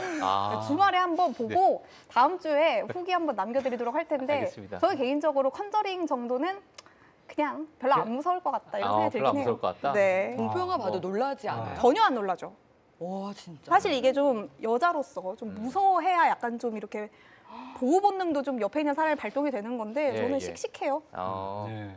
그러니까 뭐 이렇게 엑소시스트처럼 리액션 고장 나셨어요, 예. 대표님. 아유 무서워라. 그래도 컨저링 한번 보세요. 재밌다잖아요. 아니 굳이 보고 싶지 않아. 알겠습니다. 저만 혼자 볼게요. 팀장님 보세요 주말에. 네, 예. 알겠습니다. 내 발로 기어가서 보도록 하겠습니다. 기어가가지고. 저도 같이 네. 가서 옆자리에서 보고 있을게요. 알겠습니다. 자, 그러면 지금 뭐 영화관에 대해서 얘기해 주셨고, 자, 다음 기업 한번 넘어가 볼까요, 또? 네, 이번에는 누타닉스 그리고 누타닉스. 트랜스 유니온 한꺼번에 좀 묶어서 보도록 좋습니다. 하겠습니다. 예. 뭐 로빈후드 그리고 엠로빈이 S&P 500에 편입된다라는 소식에 두 종목의 주가가 뭐 간밤 정규장에서 10% 넘게 뛰었다는 사실은 아마 다들 잘 알고 계실 것 같습니다. 예. 뭐 그런 쪽이 메이저라고 한다면 이 마이너 쪽은 아무래도 여러분들이 좀 관심을 덜 가지셨을 것 같은데요. 제가 마이너 쪽도 한번 소개를 좀 시켜드리도록 하겠습니다. 이 미국 클라우드 서비스 업체 뉴타닉스 그리고 신용평가사인 트랜스 유니온은 S&P 미들캡 400에 포함된다라는 소식이 들려오며 이 두 종목도 기분 좋게 상승불을 좀 켜준 하루였는데요. 참고로 뉴타닉스 같은 경우는 아카디아 헬스케어를 대체했다라고 하고요. 트랜스 유니온 같은 경우는 맨파워 그룹을 대체한다고 합니다. 뭐 아무래도 이렇게 좀 어디에 편입이 되면 주가가 좀 올라가는 것 같아요. 저희도 유튜브에서 TV로 가면 주가가 많이 올라가겠죠. 남자들도 왜 이상한 거 줄 때 꼽을 때 네. 새로운 뉴페이스가 1위잖아요. 아, 그래요? 것처럼 저희 이제 곧 뉴페이스 오는데 저희도 그러면 다 등한시 되는 건가요? 것처럼 이제 새로운 얼굴이 등장하니까 네. 관심 받는 게 아닐까요? 이한수 대표님 어떻게 대표님. 생각하세요? 뉴페이스 아니 뭐 저는 그냥 편한 게 편해요. 아 그래요? 구간이 사모님이 명간이다. 사모님이 좋으시대요. 아, 그간이 명간이죠. 아이, 아유 뭐, 감사합니다. 그렇게 얘기해 주셔서. 와이프가 보고 있을 것 같아요. 애들하고 같이 지금 네, 몸살해야죠. 네. 이한수 대표님 지금 급 피로해지셨어요. 아니 아까 이충만 잠깐. 대표님은 약간 그렇게 난 뭐라고 전 주무시는 줄 알고 공격하시더니 잠깐 동안에 보니까 급 아. 피로해지셨어. 아, 힘들죠? 컨저링 얘기 나오고 나서 아, 죄송해요. 갑자기 여기서 그러니까. 이제 분위기 쌓이지. 그러니까 아유. 아, 무서워요 지금. 네. 아유, 우리 무서운 제자가 또 옆에 있어갖고 그 흉측한 걸 얘기해서 그죠? 끔찍한 아유. 거예요. 아, 알겠습니다. 에이, 제가 주말에 보고 얼마나 재밌는지 말씀드릴게요. 알겠습니다. 자, 그래서 지금 우리 지난주죠? 지난주에 S&P 500에 대해서 편입된다라는 로빈후드 엠로빈. 자, 이게 9월 22일 날부터 이제 시장에 맞아요. 반영이 되잖아요. 그러니까 아직 지금 9월 9일이니까 그 사이에 일부 뭐 약간의 수급이 좀 몰릴 수도 있고 일부 뭐 패시브 자금이 또 들어갈 수 있는 기대감도 네. 분명히 있고 그리고 이제 S&P 400 이게 이제 중형주 네. 그리고 S&P 600에 들어가는 종목들, 그러니까 소형주들도 맞아요. 분명히 이게 뭐 정말 전방위적으로 지금 리밸런싱이 좀 일어나고 있으니까 뭐 이런 부분은 많은 이제 개인 투자자분들께서 좀 한 번씩은 어떤 종목들이 좀 들어가는가 이런 체크하시는 것도 아마 큰 공부가 될 것 같아요. 네. 예. 그리고 어떤 이유로 또 올라가는가, 편입되는가 이런 것들도 한 번씩 좀 체크해 주시면 될 것 같다. 그런데 어제 나왔던 테이버님께서는 좀 단기 급등에 대해서 유의가 필요하다 이렇게 얘기를 해주셨잖아요. 근데 이것도 그런데, 네. 그러니까 많은 분들께서 또 다양한 의견을 그렇죠. 갖고 네. 계시는데 네. 대표님 의견이 어떻게 궁금해서. 보세요? 그러니까 S&P 500에 편입이 되는 종목들 그렇죠. 네. 뭐 일부 단기적으로는 좀 튈 수 있지만 이걸 우리가 약간 중장기적으로 끌고 갈 만한 뭐 그런 종목인지 저는 충분히 그런 종목이라고 봐요. 충분히 왜냐하면 예, S&P 예. 500에 들어갔다는 자체가 예, 예. 그냥 뭐 단순하게 사이즈만 보고 들어가는 건 아니거든요. 맞아요. 예, 그리고 큰 선택을 할 의미가 때는 있잖아요. 이제 중장기적으로 봤을 때 이 예, 예. 종목이 당분간 안 빠져나가고 네. 이 테두리 안에 있을 거라는 그런 기대감이 사실 있기 때문에 그 종목을 선택을 해준 예, 거거든요. 예. 그러니까 로빈후드 같은 경우에는 우리가 이제 코인베이스 글로벌로 항상 비교를 하거든요. 그런데 로빈후드가 갖고 있는 장점은 뭐냐면은 코인뿐만 아니라 주식이라든지 장외 상품까지 다 거래를 할 수가 알 수 있어요. 있으니까. 네. 예, 이게 첫 번째고 예. 두 번째는 이제 유럽 쪽에 사실 비즈니스가 커요. 로빈후드가 네, 로빈후드 같은 경우에는 요즘 이제 그 토큰 있죠, 토큰. 예, 예. 네. 특히 이제 토큰 같은 경우 유럽에다가 많이 판매를 하고 있어요. 저 다음 기사가 토큰 아, 관련 그래요? 건데. 네. 어. 하여튼 바로 비즈니스. 전해드릴게요, 이따가. 예, 비즈니스가 예. 이 코인베이스 글로벌하고 어. 로빈후드는 영역 자체가 틀려요. 예. 그러다 보니까 지금 최근 들어서 코인베이스 글로벌보다는 로빈후드의 주가가 더 커지고 시가총액이 커지고 그다음에 그러니까요. 앞으로도 예. 앞으로도 봤을 경우에 유럽 비즈니스를 계속 끌고 간다라고 가정했을 경우에는 아. 제가 봤을 때는 되게 충분히 메리트가 있다라고 봐요. 그 처음에 저 로빈후드 그쵸. 처음 나왔을 때는 네. 야 저게 뭐야? 저게 예, 뭐야죠? 기억나시죠? 그쵸. 대표님도. 네. 예, 저게 뭔데? 이런데 지금은 완전히 무슨 이름부터가 성장을 이끄는. 이름부터가 무슨 게임 회사인 줄 알았어요. 그러니까요. 이거 예, 활 쓰는 줄 알고 저 예. 지금. 진짜. 그다음에 이제 두 번째가 이제 엠러빈이잖아요. 예. 엠러빈. 엠러빈인데 다들 엠러빈이 도대체 어떤 비즈니스를 갖고 있을까? 네. 사실 이제 우리가 틱톡을 알고 계시잖아요. 네. 사실 엠러빈 같은 제2의 틱톡이라고 얘기를 할 수가 있어요. 왜냐면 왜냐하면 틱톡 이제 뭐 분명히 또 기침을 벌써 또 지난주하고 똑같이 나오기 시작했어요. 이제 조금만 더 길게 할게요. 예, 천천히 조금만 되시고. 집에 가고 싶다는 얘기예요. 예. 일단 엠러빈 같은 대표님 경우에도 사실 이제 광고거든요. 광고 플랫폼이거든요. 그 플랫폼이 사실은 잘 문제가 틱톡을 저까지 틱톡을 이제 대체할 수 있는 그러한 구독자죠. 지금 서브스크립션이 거의 지금 한 5억 명까지 올라와 있거든요. 예. 그다음에 이제 실질적으로 기업들에서 또 많이 있어요. 엠러빈 같은 경우에는. 그러다 보면은 기업들 개인뿐만 아니라 기업까지 지금 이 비즈니스 플랫폼을 사용한다라고 그러면은 사실 단기적으로 이 회사의 매출이 끝날 것 같지는 않아요. 그러니까 이 광고 그렇죠. 수익이 어마어마한 어마어마하다라고 거죠. 뭐 거의 최대 이제 매출처가 이제 광고 수익이긴 한데. 네. 예. 사실 가장 혜택을 본 게 테슬라의 XAI가 예. 이제 우리 일론 머스크 CEO가 항상 다니면서 사고를 치잖아요. 뭐 저쪽 중동에 가서 사고 치고 뭐 스타벅스에서 사고 치고 하여튼 뭐 기타 등등 사고를 치셨는데 예. 그럴 때마다 XAI 광고가 끊겨요. 아. 예, 그 광고가 어디로 갔냐면은 엠러빈하고 그다음에 메타로 갔어요, 항상. 전부 다. 네, 그 예. 부분들이 예. 그래서 사실은 어떻게 보면 XAI가 예. 결국은 이제 엠러빈을 살려줬다는 얘기도 그러네요, 있어요. 그러네요. 예, 그러다 보니까 저는 엠러빈 같은 경우는 만약에 이제 미국 내에서 틱톡 정리하고 나면은 예. 만약에 이제 그걸 누군가가 사가야 되잖아요. 지금 예. 뭐 메타가 산다고 얘기도 하고 그러는데 예. 엠러빈도 거기 뛰어들 것 같아요. 그 플랫폼 자기들이 갖고 갈 수 있다고. 네네. 예, 그래서 저는 이 두 개 회사 같은 경우에는 뭐 어제 주가가 뭐 어제 그저께하고 주가가 막 급등을 했잖아요. 더 밸류에이션 더 봐도 된다. 네, 이렇게 지금. 뭐 장기적으로 좀 봐도 좋은 그럼요. 회사다. 네, 좋은 회사입니다. 알겠습니다. 자, 엠러빈과 로빈후드에 대해서는 긍정적인 평가를 또 해주셨습니다. 그래서 필요하신 분들은 네, 또 한번 지켜보시면 될 것 같고요. 자, 그러면 우리 외신 기사 또 어떤 뉴스가 있는지 좀 부탁드리겠습니다. 네, 이제 조금 전에 토큰에 대한 네, 이야기를 해주셨는데요. 토큰에 대해서 또 새로운 기사가 나왔습니다. 나스닥이 블록체인 기술을 활용해서 이 토큰화 주식 거래를 공식적으로 추진하고 있다고 합니다. 네. 현실 시간 월요일 나스닥은 토큰화 주식을 기존 증권과 동등하게 취급하는 규정 개정안을 미국 증권거래위원회죠, SEC에 제출을 했는데요. 이는 단순한 기술적 절차 변경이 아니고요. 주식의 근간을 바꾸는 중대 분기점으로 여겨지고 있습니다. SEC가 미증시의 토큰화 주식 거래 도입 여부를 두고 심사에 나설 예정이고요. 나스닥은 투자자와 예탁 신탁 회사가 기존 인프라를 그대로 활용을 해서 청산과 결제를 진행할 수 있다라고 밝혔고, 또 승인이 된다면 뉴욕 증권 거래소와 함께 미국 최초의 블록체인 기반의 주식 거래소가 될 전망입니다. 나스닥의 요청이 승인이 될 경우에는 투자자들은 2026년 3분기부터 나스닥에서 토큰화된 주식을 거래할 수 있게 됩니다. 유럽 일부 국가에서는 이미 실물 자산 기반의 디지털 증권 거래를 허용하고 있기 때문에 나스닥의 모델이 승인이 될 경우에는 국제 표준의 형성에도 영향을 줄 수 있고요. 또 토큰화 이 주식이 허용이 된다면 투자자 입장에서 새로운 불확실성이 생긴다고 봐야 할지, 또 아니면 혁신으로 좋아진다고 봐야 할지 좀 궁금하더라고요. 일단 혁신으로 봐야죠. 혁신이다. 예, 저도 혁신으로 예, 봅니다. 예. 긍정적인 입장이시네요. 제가 이제 한 2년 전에 이제 모 회사하고 네. 이제 NFT죠, Non-Fungible 토큰이라고 이제 대체 불가능 토큰이라고 그래갖고 네. 미술품을 갖고 이런 이제 아. 작업을 하려고 했었어요. 아니 엄청나게 네. 많은 분들께서 사실 관심 있었잖아요. 예. 이 저는 NFT 이제 붐이 불고. 그게 무슨 회사라고 이제 TSS라는 회사 뭐 이렇게 있었는데, 예, 예. 근데 사실 그 회사가 이제 나중에 이제 힘들어졌어요. 왜냐하면 이제 수탁 자체 이런 문제들이 뭐 너무 불거져갖고 이게 네. 안 되는 거예요, 국내에서는. 네. 그리고 뭐 금감원에 넘어가서 뭐 법률 규제도 어쩌고저쩌고 이렇게 얘기가 했었는데, 사실 유럽하고 미국 쪽은 이미 이런 토큰들이 주식을 토큰화 시키는 거죠. 이 부분들이 사실 이미 이제 되게 활성화가 돼 있어요. 예. 그래서 그걸 사실 아직까지 미국 내에서는 안 파는데 미국 회사라든지 유럽 회사들은 토큰을 만들어 갖고 유럽 내에서는 거래가 돼요. 그래서 제가 아까 말씀드린 게 로빈후드가 그걸 유럽 내에서 해주고 있거든요. 네. 그래서 쉽게 해서 돈을 좀 많이 버는 그런 수수료도 엄청나게 챙기고. 수수료 엄청나게 네. 챙기죠. 근데 뭐 잘 아시다시피 이제 토큰 같은 경우에는 예금이나 뭐 주식, 채권, 펀드, 부동산, 아니면 프로젝트 파이낸싱 같은 금융자산을 저 블록체인 기술을 이용해서 디지털 자산으로 전환해서 이제 거래를 시키는 거거든요. 그다음에 이제 장점이 뭐냐면은 발행 비용이 거의 없어요.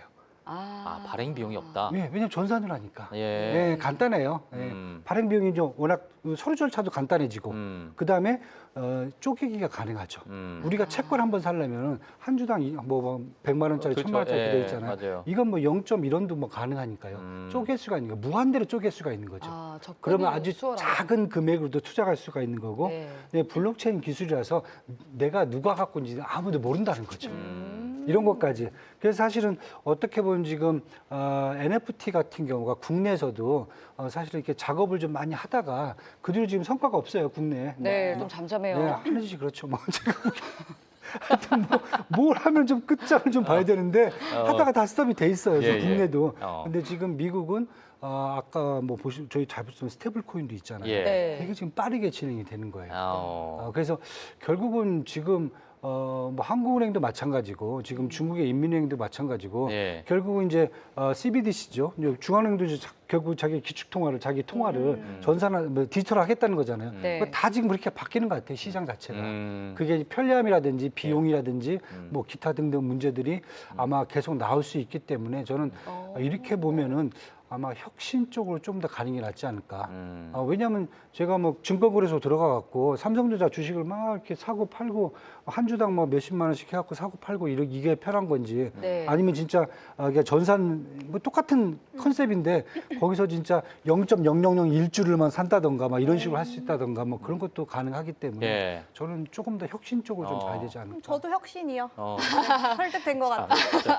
네, 숟가락처럼. 진짜. 네, 네. 숟가락을 숟가락 그냥 하나 없고. 이렇게 대놓고 숟가락 얻는 거는 제가 좀 처음 괜찮죠? 네, 봤습니다. 예. 좋아요, 좋아요. 네. 근데 저도 사실 이 토큰화라고 보는 것 중에 두 가지 그냥 제 머릿속에 떠올랐던 게 뭐냐면 속도가 정말 빨라지겠다. 그러니까 예를 들면은 우리가 은행 업무를 보고 있는 그런 상황 속에서는 몇 거래일 동안에 그러니까 우리가 현금화하는 데까지 시간이 꽤 걸리잖아요. 네. 근데 이런 토큰화로 하게 되면은 뭐 정말 뭐 7일 동안 24시간 우리가 24시간 걸려. 거래가 계속 가능하죠. 지금 코인 시장처럼 그런 부분이 좀 될 것 같다라는 생각도 들었고 그다음에 서로 이제 매매하는 그 상황 속에서도 속도가 훨씬 더 빨라지는 네. 뭐 그런 것들이 저는 오히려 뭐 좀 긍정적으로 좀 다가왔고 그리고 이제 일부 코인이나 이런 토큰화 자체가 이제 제도권으로 들어왔기 때문에 예. 이미 벌써 예. 제도권화 들어가 있기 때문에 그 변환하는 그 과정 속에서는 속도가 상당히 우리가 생각하는 것보다 빠르게 진전될 수 있을 가능성이 좀 크다. 네. 특히나 이제 트럼프 행정부가 있는 이 상황 속에서는 이런 것들을 봤을 때는 뭐 우리는 일부 우리가 생각하는 것보다 좀 빠르게 이러한 어떤 환경이 좀 오지 않을까? 뭐 저는 뭐 그런 생각을 좀 해보네요. 예, 네. 그런 생각 좀 들고. 네네. 결국 예. 로빈후드예요. 그러네요. 지금 뭐 결국 이런저런 얘기해 보니까 로빈후드가 로빈후드가 그 중심에 서 로빈후드가 있네. 진짜 그 네. 모멘텀이 예. 있을 것 같네요. 왜냐면 S&P 500에서 로빈후드를 포함해서 암호화폐 그 관련된 기업이 3개밖에 없다고 하더라고요. 그렇죠. 네. 그래서 제가 뭐 이런 얘기 해도 되나 모르겠는데 저희들은 이제 저희 회사 포트폴리오는 3개월 전부터 로빈후드를 다 올라가고 있습니다. 그렇군요. 그래요? 깨알 자랑. 깨알 자랑. 네. 이거 이충강 하나. 대표님하고 거의 결이 비슷하신 것 같습니다. 이충강 대표님은 저 연초에 내가 브로드컴을 담아놨다. 야. 내가 지금 얘기한다. 이렇게 엔비디아가 낫다니까. 알겠습니다. 두 개를 다 담았어야지. 네, 알겠습니다. 네, 이충강 대표님 좋습니다. 또 벌떡 일어나서 지금 오실 것 같은데. 귀가 간지러우시겠어요. 예. 자, 다음 뉴스로 한번 넘어가 볼까요? 네, 좋습니다. 예. 네, 다음 뉴스는 마이크로소프트 얘기입니다. 역시나 AI 시장 굉장히 뜨겁죠. 마이크로소프트가 이 네덜란드 기반 네비우스와 2031년까지 최소 174억 달러, 최대 200억 달러 규모의 AI 클라우드 인프라 계약을 체결했습니다. 기존 데이터 센터 확장만으로는 AI 수요 폭증을 감당하기 어렵다라는 판단에 따른 것인데요. 이번 협력으로 마이크로소프트는 추가 자본의 지출 없이 애저 용량을 보강할 수 있게 됐습니다. 네비우스는 뉴저지 신규 데이터 센터에서 마이크로소프트 마이크로소프트 전용 클라우드 용량을 제공할 예정인데요. 소식 직후에 네비우스 주가는 50% 폭등을 했고 올해 들어서 2배 이상 뛰었지만 마이크로소프트의 주가는 큰 변동은 없는 모습이었습니다. GPU뿐만 아니라 네트워킹과 워크로드 스케줄링, 또 AI 최적화까지 통합해서 제공할 예정이고요. 코어 위브와 경쟁을 하고 있는 신흥 네오클라우드 강자로 주목받고 있습니다. 업계에서는 이번 계약이 향후 메타와 같은 하이퍼스케일러와의 추가 협력으로 이어질 가능성도 제기되고 있습니다. 네비우스는 이번 계약으로 사업 성장을 수년 앞당길 수 있을 것이다라고 기대를 하면서도 빠른 확장에 필요한 추가 자금 조달 방안을 검토하고 있는데요. 이러한 네비우스의 주가 단기 급등을 좀 어떻게 봐야 할지 궁금합니다. 예.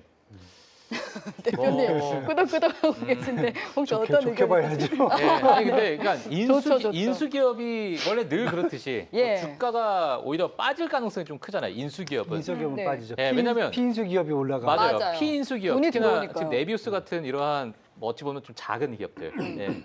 뭐 이런 기업들은 뭐 급등할 수밖에 없는 뭐 50% 급등했다고 또 말씀을 네. 주셨는데 지금 그러니까 이 인수기업과 피인수기업도 마찬가지로 둘이 시너지가 효과가 난다라고 시장에서는 평가를 하고 저는 네. 또 이 주가가 완전히 갈려지는 그 궁극적인 어떤 환경이 뭐냐면 네. 경기가 안 좋았었을 때는 인수기업은 그냥 폭락을 해요. 그러니까 너 이거 지금 경기가 이렇게 안 좋은데 뭘 사고 있어? 진짜 돈을 예, 왜 너 써? 지금 현금 흐름이라도 잘 재무적인 그런 챙겨놔야지. 부담도. 앞으로 지금 우리가 경기 침체가 올지 둔화가 올지 아직도 모르는 상황에서 왜 어떤 기업을 과감하게 그렇게 인수를 하고 있느냐 이렇게 질타할 수 있거든요.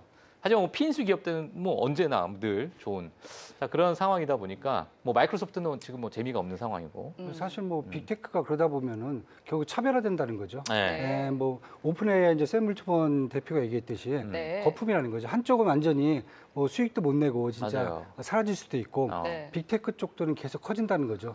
왜냐하면은 내가 사실은 키워야 되는 부분도 있지만은 네. 이 키우는 속도가 예. 네. 사실 그만큼 수요를 못 따라간다고 했을 경우에는 인수 합병을 통해 계속 갖다 붙이는 거죠. 그러면은 사실 마이크로소프트뿐만 아니라 지금 다른 회사들도 저는 뭐 알파벳이라든지 애플이라든지 계속 지금 똑같이 아까 말씀드린 차별화됐을 때 이 조그만 회사들을 네. 계속 지금 찾을 거란 말이죠. 예. 그러면은 저희들이 이제 여기서 이제 하나 봐야 될 게 피인수될 만한 기업들이 또 뭐가 있을까? 맞아요. 그렇죠. 그런 기업들을 한번 저희가 찾아봐야 되죠. AI 관련된. 근데 이런 것들이 사실 닷컴 버블 시절에도 맞습니다. 버블 오기 전에 네. 다 M&A가 어마어마하게 일어났었잖아요. 어마어마하죠. 그때 당시에도. 네, 그래서 네. 결국 갖다가 이제 붙여서 피인수된 기업들은 결국 이제 정말 예, 뻥튀기 되고. 나중에 살아나는 거죠. 같이 맞아요. 거기 이제 일원이 되는 거죠. 예. 그래서 그러니까 지금 결국은 이렇게 되면은 이쪽 분야도 AI 분야도 결국은 이제 승자 독식 체제로 가는 게 아닌가. 예, 그렇다 보면은 아까 말씀드렸듯이 이제 피인수 될 만한 기업들 예. 그래도 좀 또 뭐 퀄리티가 좀 있고 완전히 진짜 무슨 뭐 좀비 기업들은 빼고 좀 퀄리티가 있는 기업들은 한번 저희가 좀 봐야 될 것 같고요. 그 다음에 결국은 투자는 우리가 빅테크로 가야 된다. 그러니까 메인 포트폴리오는 빅테크로 가져가되. 빅테크로 가져야죠. 예, 알겠습니다. 자, 그리고 지금 이제 뭐 많은 종목들이 또 움직이고 있는데 최보 앵커 통해서 또 어떤 종목들을 준비했는지 아주 딥하게 준비했다고 하니까요. 한번 좀 알아보도록 하겠습니다. 네. 예. 근데 방금 뭐 인수기업, 피인수기업 이렇게 얘기를 해주셨는데 뭐 좀 다른 결이기는 하지만 제가 관련해서 좀 지금 나온 속보가 또 비슷한 결의 얘기가 좀 하나 있더라고요. 예. 그래서 요거까지 한번 좀 가져가 보시면 어떨까 싶어서 예, 좀 예. 간단하게 짚어드리도록 할게요. 알겠습니다. 보험사죠. 보험 종목인 브라이트하우스가 지금 장중 최대 11% 넘게 급등하고 있다라는 소식이 좀 들어왔는데요. 이 사모펀드인 아쿠아리온 홀딩스가 이 브라이트하우스를 매입하기 위한 자금을 조달하기 위해서 이 중동 쪽과 좀 이야기를 하고 있다고 합니다. 대략 그 규모가 30억 달러 정도가 될 예정이다라고 좀 전해졌다고 하는데요. 뭐 사실 뭐 아쿠아리온 홀딩스가 브라이트하우스를 매입할 것이다, 뭐 합병할 것이다, 뭐 이런 이야기들은 한 두 달 정도, 7월 정도 중에 제가 나온 걸로 알고 있는데 뭐 이거에 대해서 본격적으로 좀 자금을 조달하고 특히 중동 쪽에 돈이 많잖아요. 그러니까 중동을 한번 건드렸다는 거는 거기서 큰 돈을 한번 좀 빼올 수 있지 않냐. 뭐 이런 생각을 좀 투자자들도 예. 저랑 비슷하게 하시겠죠. 이 덕분에 지금 브라이트하우스의 주가가 꽤 많이 올라가고 있다라는 점을 좀 알아두시면 좋을 것 같고요. 예. 뭐 제가 다까지는 뭐 못하겠지만 좀 간단하게 좀 짚어드리도록 할게요. 뭐 애플 같은 경우는 제가 이번 주에 미모의 축복이 내리는 한 주라고 말씀을 드렸죠. 저와 자이 앵커 둘 다 생일이 있는데 제 생일날 새벽 2시에 우리나라 시간으로 애플의 신제품인 아이폰 17이 공개가 됩니다. 뭐 다만 지금 애플의 주가는 그렇게 뭐 좋은 흐름을 보이고 있는 것 같지는 않아요. 약간 약보합권에서 좀 관망하는 흐름 좀 나타내고 있다라는 거 개장 전에 좀 파악해 보시면 좋을 것 같고 요 폭스 요거는 제가 이따가 좀 준비한 브리핑이 있으니까 요거는 이따가 좀 짚어드리도록 할게요. 네. 뭐 그리고 제가 종종 뭐 의류업체 얘기할 때 딕스 스포팅 굿즈도 좀 얘기를 드렸던 것 같은데 투자 의견이 좀 나온 것 같습니다. 투자 의견이 시티그룹에서 중립에서 매수로 좀 올린 것 같고요. 주가도 뭐 덕분에 잘 가고 있는 것 같아요. 뭐 여러분들이 뭐 투자 의견 뭐 중요하게 보시는지 안 보시는지는 뭐 제가 잘 모르겠지만 투자 의견에 의해서 생각보다 주가가 좀 많이 움직여요. 한마디에 따라서 좀 급등하기도 하고 한마디 했다고 좀 많이 떨어지기도 하는데 뭐 이렇게 해서 투자 의견도 뭐 매일 한 2-3개씩 제가 또 짚어드리고 있으니까 뭐 나오는 것 정도는 좀 파악을 해보시면 좋을 것 같습니다. 조금 제가 좀 최근 좀 의아한 게 뭐 지금 대표님께서 룰루레몬에 대해서 저번에 한번 말씀해 주셨지만 이러한 그러니까 어찌보면 소비재 이러한 게 뭐 딕스 스포츠도 마찬가지로 뭐 중국에서 많은 물건들을 떼오고 뭐 그러한 뭐 여러 하여튼 의존도가 좀 높을 수도 있는데 이러한 기업들이 은근히 생각보다 요즘에 투자 의견 상향 조정을 하고 있어요. 네, 뭐 물론 다는 아니지만 지금 관세에 대해서 조금 그래도 우호적으로 바뀌었나? 라는 생각도 좀 들기도 하고 이전에 우려가 너무 컸던 거 너무 아닐까요? 커서 그냥 그런 기저효과가 있나? 이런 생각도 들기도 하는데 뭐 기업마다 어찌 보면은 이 관세에 전혀 자유롭지 못할 수밖에 없는 그러한 기업들이 최근에 투자 의견들이 조금씩 변하고 있다라는 것도 뭐 제가 개인적으로 좀 느끼고 있는 그런 상황인데 오늘 마찬가지로 딕스 스포팅 같은 경우에도 뭐 투자 의견 상향 조정이 됐다. 자, 이런 이야기가 있다라고 좀 정리해 주시면 될 것 같고요. 자, 그리고 또 어떤 기업들이 지금 움직이고 있나요? 네, 뭐 서밋 테라퓨틱스 뭐 간단하게도 짚어드리도록 할게요. 미국의 바이오 기업입니다. 서밋 테라퓨틱스가 주가가 정규장에서 25% 넘게 말 그대로 좀 폭락을 했다고 하는데요. 제가 제약사 이슈 다룰 때마다 여러분들께 좀 질문을 드렸던 것 같아요. 이유가 뭘까요? 임상이죠. 뭐. 역시 감사합니다. 역시나 임상이죠. 제가 봤을 때 제약사는 둘 중 하나예요. 내 임상이 잘 나오든가 얘 임상이 망하든가. 그러니까 주가가 얘 임상이 망해도 역시. 내 주가가 오르기도 하더라고요. 남의 또 그 아픔은 또 나에게도 기쁨이죠. 저게 이제 우리가 소위 얘기하면 트럼프식 사고거든요. 저는 또 미래에 또 약간 좀 저는 또 그런 걸 좀 노리고 있기 때문에 약간 트럼프식 사고. 네, 서밋 테라퓨틱스의 폐암 신약인 이보네시맙이 유럽과 북미 지역에서 나타났던 임상 시험 결과가 중국계 환자들에게 나타났던 것보다 좀 부진하게 나왔다. 이런 임상 시험 결과가 나왔다고 해요. 역시나 뭐 신약에 대한 그런 효과가 이전만 못하다라는 소식에 좀 주가가 많이 밀린 것 같다고 하니까요. 뭐 이런 점들까지 간단하게 좀 체크를 해보시면 좋을 것 같습니다. 네, 다음 종목으로 바로 넘어갈까요? 네, 좋습니다. 아무도 반응을 안 하셔가지고. 지금 약간 섭섭했어요? 귀 기울여 듣고 있었어요. 2시간 반 뒤에 저희 최보 앵커의 생일이 됩니다. 2시간 반이요? 오, 그러네요. 그러네요. 네. 되게 좋아하시는데. 저 순간 내일 모레인 줄 알았는데 내일이네요. 아니, 섭섭해하는 것 같아서 제가 또 텐션업을 시키기 위해서. 잘할. 그래도 우리 좀 한마디 해줘야 또 우리 한숨 좀 돌리고 가셔야 되니까. 그러니까요. 저도 살짝 쉬었다 가려고 했는데. 요즘 사실 뭐 미국 쪽 관련돼서 제약 바이오 쪽이 사실 좀 많이 올라오질 못하고 있어요. 시청자분들이 생일 축하한대요. 뭐 생일 축하한다고. 오늘은 아니지만요. 끝까지 또 할 말을 내일입니다. 임상 말씀하셨듯이 사실은 이제 금리가 높은 수준에서는 사실 제약 바이오들이 가기가 쉽지가 않아요. 왜냐하면 금리가 높을 때는 신약 개발을 할 때 보통 4-5년 걸리는데 이 자금 조달이 비싼 금리 하에서는 잘 못하거든요. 돈이 많이 들죠. 맞아요. 그리고 또 이제 금리가 높을 때 소비가 떨어지기 때문에 사실 소비가 좀 올라가야 약이라도 하나 좀 더 먹고 하나 먹던 거 2개 먹고 뭐 이렇게 되기 때문에 소비도 좀 줄고 그다음에 비만 치료제도 좀 이게 금리가 낮아야 내가 소비가 돼야 좀 한 방 더 맞고 이러는데 내가 살만해야지. 그렇죠. 살만해야지 뭐 이렇게 되는데 그러다 보니까 사실 이상하게 지금 3분기 들어서 미국의 지금 제약사들이 계속 지금 뭐 바이킹 테라피우티스도 한번 지지난주에 하루에 50%가 빠졌었거든요. 걔들도 이제 비만 치료제잖아요. 마지막에 이제 자기들은 다 닿다라고 그랬는데 마지막에 주사 맞으신 분들이 뭐 별로 효과가 없다 이러니까 끝난 거잖아요, 결국은. 그러다 보니까 지금 말씀하셨던 종목도 마찬가지로 지금 이상하게 대부분 이제 이 제약 바이오들의 주가 사이클이 1분기 때는 항상 그 해에 이제 계획을 막 얘기를 해요. 네, 계획을 얘기하고요. 2분기 때는 자기들의 막 얼만큼 올랐다 막 얘기를 해줘요. 3분기 때는 사실 이때 이제 FDA 승인을 좀 받아야 돼요. 그다음에 4분기 때는 망했어. 망한 사람들은 이제 M&A를 해요. 다른 회사를 빨리 사요 이제. 이렇게 해서 이제 사이클이 돌거든요. 그래서 지금 이제 3분기 때 결국 이제 임상 발표를 하는데 올해는 이렇게 뭐 이렇게 성적들이 시원찮지가 않아요. 조용조용하네요. 근데 사실 약을 개발하는 족족 막 효과가 좋기가 사실은 좀 어렵지 않을까요? 보통 2, 3년 이제 임상을 하기 때문에 거의 연초에 되면은 이번에 3상 끝나고 이제 FDA 승인 들어간다 이게 나오는데 이번에는 사실 3상에서 이상하게 다 쓰러지는 거예요, 이게. 약간 다른 의미지만 상반기 때 약을 너무 팔았네요. 너무 팔았네. 약을 약을 너무 그 약 말고 이 약을 팔았다는 딴 약을 팔았어. 딴 약을 팔았군요. 그 아쉽죠, 사실은 좀. 알겠습니다. 국내도 요즘 뭐 비만 치료제 한다고 지금 다들 난리인데. 근데 이게 지금 저 이현수 대표님께서 너무나도 좋은 팁을 말씀해 주신 게 연말로 가면 갈수록 임상에 대한 결과가 나오니까 개인 투자자들은 이제 바이오나 그래서 바이오테크 특히나 신약 개발하는 기업들 한 번 뭐 임상 통과했다면 200%, 300% 올라가니까 오히려 근데 연말은 좀 조심해야 되는. 조심해야 돼요. 그런 제약은 조심해야 되죠. 혹시나 이제 그 M&A 쪽으로 좀 갈 수 있는 회사들이 있나? 오히려. 그런 회사들은 이제 연말엔 그런 회사들을 봐야죠. 파이프라인이 좀 확고하게 가지고 있는. 괜찮은 중소형 회사 중에서 파이프라인을 갖고 있는데 대기업 누가 하다가 실패했다. 그러면 대충 이제 느낌을 잡으셔야죠.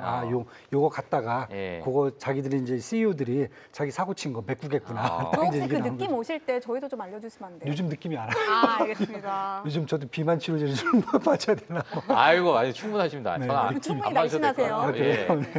자, 그러면은 저희가 종목을 한번 더 들어가 볼까요? 네.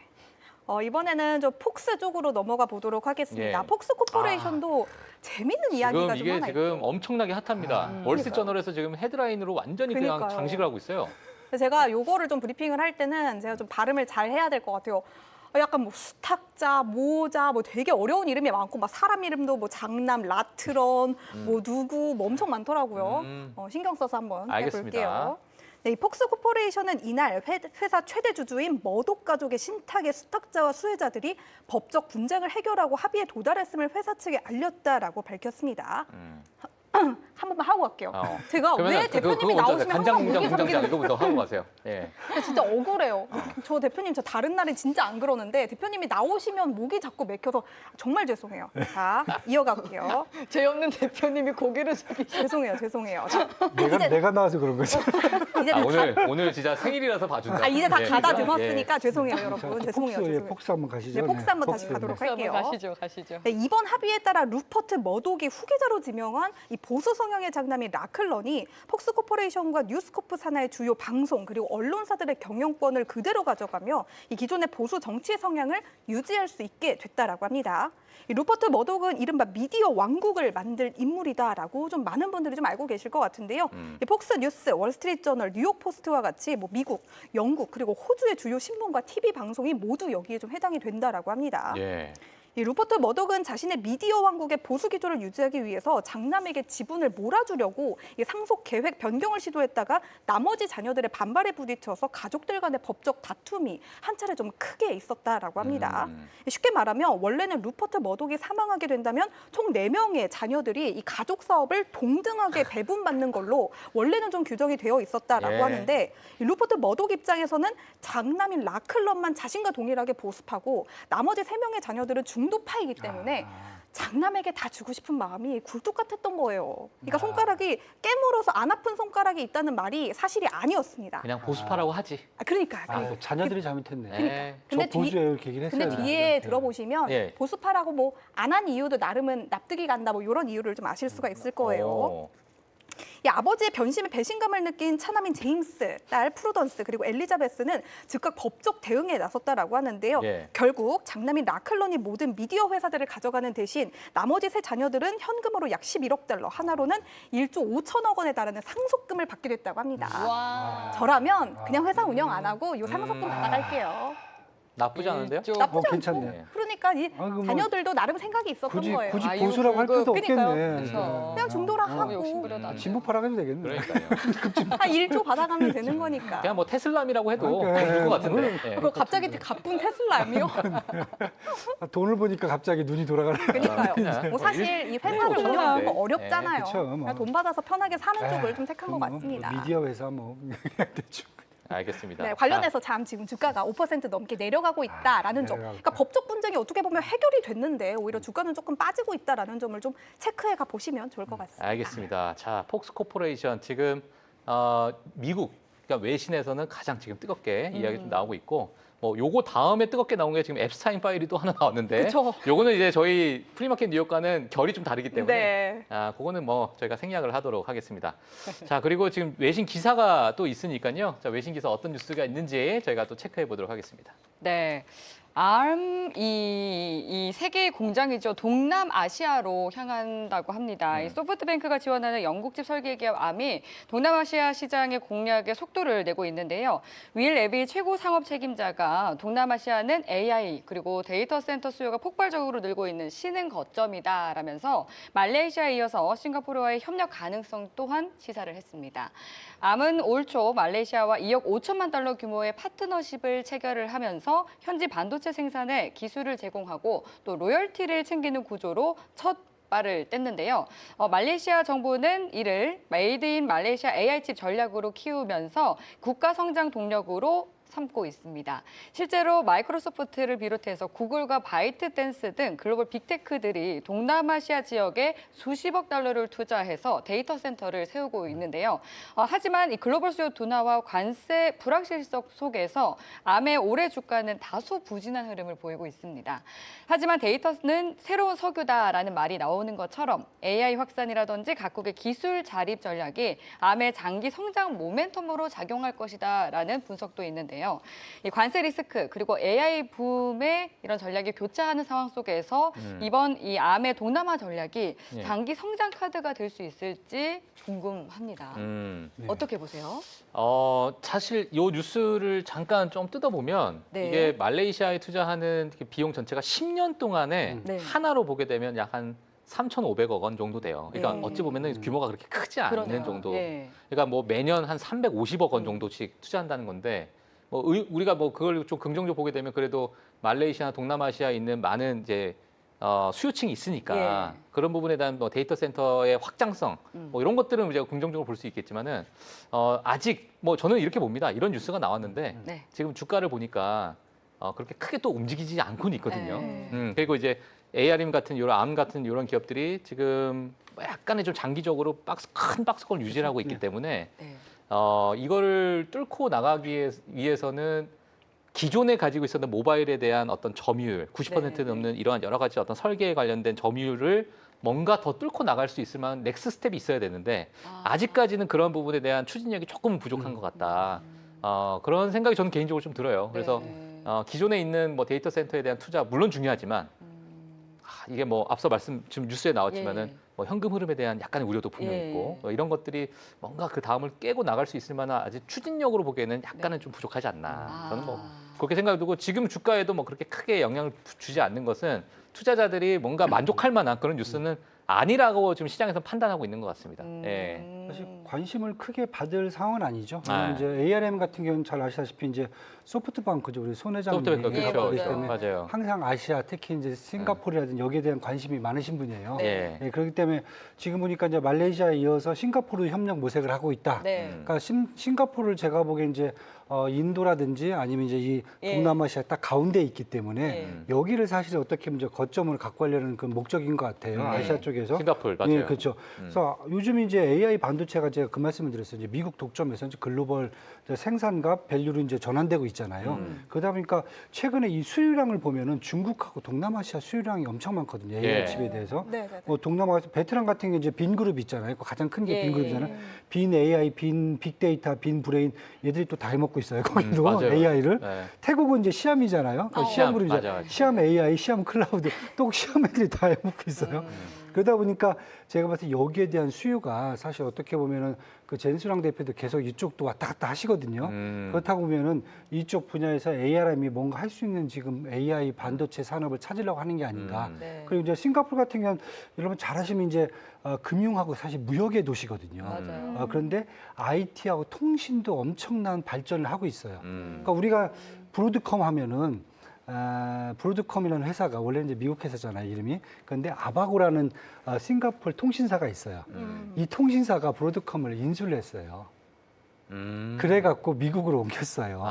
옮겨갖고 브로드컴의 그 증권 티커를 보세요. 예. AVGO 돼 오, 있어요. 맞아요. 아바고예요. 아바고의 신기하다. 티커로 돼 있어요. 네, 예, 예. 그러니까 여기가 싱가포르 그룹이에요, 원래는. 그리고 근데 이제 지금 CEO도 지금 그 말레이시아계 중국인 맞아요. CEO잖아요. 예. 그다음에 인텔도 지금 말레이시아 맞아요. 리프탄 예. 그분 저 차이니즈 말레이시아니까요. 그렇죠. 차이니즈 말레이시아. 운이 예. 미국이에요. 예. 그러니까 싱가포르 같은 경우에는 그만큼 허브로 거기에, 좀 허브 작용을 인프라로 돼 있기 때문에 맞아요. 본인들이 거기다가 차라리 아시아 기지를 만들지 않겠냐. 왜냐면 ARM 어차피 영국 애들이기 때문에 굳이 뭐 미국까지 와서 뭘 하고 싶은 생각은 없는 것 같아요, 제가 봤을 때는. 그리고 저도 이제 그 제가 자카르타에 1년 있었거든요. 네. 자카르타에 또 인도네시아 언제 계셨어요? 자카르타에 제가 이제 뭐 일이 있어가지고 1년 정도 거주한 적이 있었는데 그 싱가포르이 중심이 되고 이 인도네시아부터 말레이시아 뭐 태국까지 해가지고 이 주변에 이렇게 쫙 있어요. 근데 네. 인도네시아도 국가의 그 인구 자체가 제가 지금 가물가물한데 전 세계에서 한 5위, 4위 정도 해요. 맞아요. 어마어마한 많겠죠, 나라예요. 많겠죠. 그러니까 이제 4억 몇 명 있고 5억 맞아요. 명 예, 됐대요. 4억 한 몇천만 명 돼요. 그러니까 어마어마한 나라기 때문에 뭐 물론 이제 섬이 너무 많다 보니까 이 교류가 조금 힘들긴 한데 그만큼 이제 인도네시아가 사실 그러니까 그 동남아시아가 예. 엄청난 규모의 그 시장인데 인프라가 너무 부족해요. 근데 그거를 설립하기까지가 시간이 너무 오래 걸리고 이거 뭐 개인적인 의견입니다만 그 군부 세력들이 다 잡고 있어서 그렇죠. 이걸 설득하기까지가 너무 시간이 오래 걸려요. 그럴 그래서 수 이제 있겠네요. 그런 사업적인 차질이 많이 있는 나라들이 동남아시아라서 이해관계가 너무 복잡하고 그래서 이제 뭔가 발전이 더뎌요 거기가. 그런 어떤 약점이 좀 있다. 이런 것들도 뭐 아마 그 동남아시아 많이 사신 분들은 아실 거라고 생각됩니다. 네. 동남아 시장이 좀 맞아요. 차세대 핫한 허브가 그러니까 되겠네요. 너무 뜨거운 시장인데 아니 뭔가 원래도 더딘. 뜨거운 예. 시장이죠. 원래 그쵸, 뜨거운 그쵸. 시장인데 말레이시아가 그러니까 반도체로는 수출 5위인데 이제 미중 그런 갈등 속에서 어떤 기회를 엿보고 있는 것 같긴 해요. 우리도 나중에 아니에요. 프리마켓 동남아 진짜. 이렇게. 싱가포르가 생일이라서 있고, 봐준다. 네. 진짜. 싱가포르가 있고 싱가포르가 원래 이제 말레이시아 영토에 있다가 예. 독립한 국가거든요. 1960년에 독립한 국가잖아요. 맞아요. 뭐 다 차이니지만 거기가. 맞아요. 예. 근데 싱가포르하고 이제 말레이시아 그 다리 하나 건너면 조바로가 있거든요. 거기는 뭐 거의 싱가포르의 어떤 인프라가 꽂혀 있을 정도로 커져 있기 때문에 예. 말레이시아에 있다가 뭐 싱가포르로 협력하기엔 되게 편하게 움직일 수 있을 것 같아요. 지금. 그렇다 알겠습니다. 보면 전략적으로 가는 게 아닌가. 예. 네. 대표님 저희 시간이 왜 벌써? 오늘 네. 아까 지금 저희 시청자분들 다 안 나가고 계속 계시거든요. 글쎄요? 와. 예, 종목 기다리려고. 지금 화장실도 못 가고 지금 계속 기다리고 있어가지고 오늘 대표님께서 보고 계시는 마벨 테크놀로지 마벨, 왜 네. 보고 계신지 설명 부탁드리겠습니다. 첫 번째가 예. 연초 이후에 예. 40%가 급락을 했어요. 일단 저렴하다. 일단 강력한 저렴해요. 이유. 네, 첫 일단 번째 저렴해요. 강력한 이유. 그냥 PR도 후워드 PR도 21배밖에 안 돼요. 예. 낙폭 과대 예. 종목에. 아니 AI 반도체 회사가 오. 이 정도 PR 밸류에이션 나온다는 것은 둘 중에 하나예요. 진짜 문제가 있던가. 혹시 그거면 어떡하죠? 진짜 문제가 있던가, 뭔가 문제가 있던가, 네. 아니면은 구조적으로 뭔가 지금 사람들이 안 산다던가. 예, 두 가지인데 사실 연초에 거의 이 주가가 한 $100 넘게 있다가 1분기 때 사실 한 거의 $60로 확 떨어졌거든요. 예. 그 이유가 딴 게 아니라 엔비디아 때문에 떨어졌어요. 그때는 엔비디아 때문에. 그렇죠. 엔비디아 같은 이제 그 블랙이라든지 GPU 쪽으로 막 시장이 가니까 네. 그때 보시면 브로드컴도 이렇게 세게 오르질 못했거든요. 어. 그다음에 아이직을 하고 있는 회사들이 이렇게 크게 올라오질 못했어요. 그다음에 이제 2분기 실적이 8월 28일 날인데 매출이 20억 달러, 그다음에 EPS가 0.67달러인데 시장 전망치는 다 동일하게 나왔어요. 그리고 매출 같은 경우는 지난해 대비해서 58%가 증가를 했어요. 예. 그런데도 그날 19%가 폭락을 했어요. 가이던스. 가이던스. 아, 꼭 CEO들이 입을 가만히 그놈의 있는데. 가이던스. 가이던스. 가만히 왜냐하면 있지. 그냥 좋게 얘기하면 돼요. 젠스랑 대표 같이 나와갖고 우리 지금 잘하고 있어. 우리 더 잘할 거야. 그리고 우리 주문 막 밀려 들어오고 있어. 이런 얘기하면 끝나는데 꼭 불안하다고 얘기를 해요.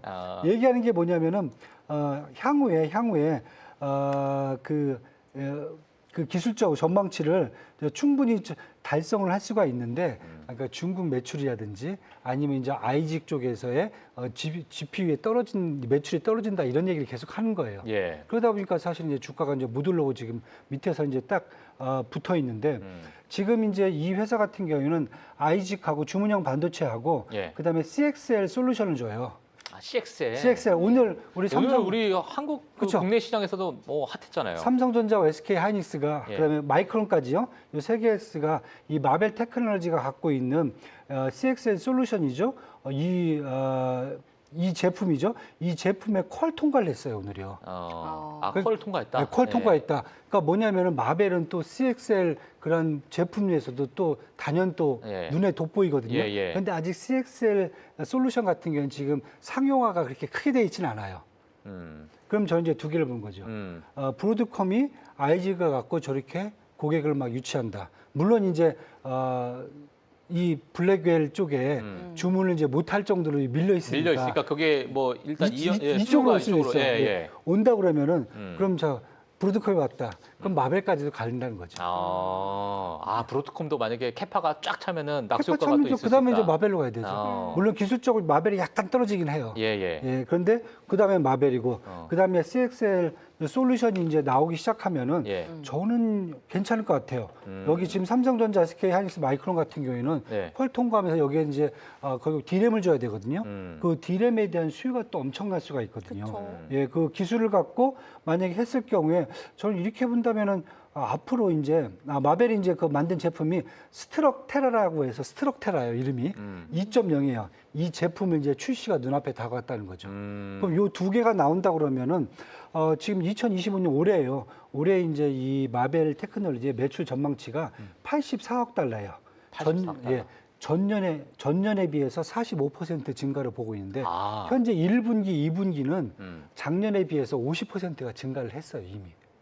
근데 주가는 그러니까 또 주가가 가이던스 때문에 일부 가이던스 때문에. 그러니까 이게 만약에 가이던스 때문에 회복만 그럴 되면 예. 그러니까 실적으로 숫자로 찍혀서 회복만 되면 이 지금 빠져 있는 거를 그대로 또 회복할 수 저는 있는 3분기, 4분기 갈수록 음. 저는 여기 이제 중국 매출도 좀 많이 찍히거든요. 예. 중국 분야 만약에 블랙웰을 뚫어주면은 얘네들도 같이 따라 들어가는 거거든요. 그러면은 지금 마벨 같은 경우에는 솔직히 말씀드려갖고 저는 얘들은 억울하게 빠져 있는 애들 같아요. 억울하다 지금. 억울해요. 사실 제가 진짜 억울한 애들이에요. 예. 그렇게 열심히 하고 예. 잘 봤는데 하여튼 CEO가 입을 좀 잘 터셔야 돼요. 진짜. 그것도 사실 중요하거든요. 예. 전수영 대표 얼마나 잘 얘기를 해요. 그러니까요. 그런 것도 좀 필요하다. 예. 그래서 저는 요 주식 같은 경우에는 사실 어떻게 보면 작년보다 매출 더 올라가고 뭐 PER 지금 포워드 PER 20배다 이러면은 연초까지 작년에 어떤 매출보다 아까 50% 이상을 더 잡아놓고 있잖아요. 그것만 나와도 전망치만 잡아줘도 주가는 사실 더 그냥 작년치만 나와도 50% 올라가는 거잖아요. 지금. 그렇죠.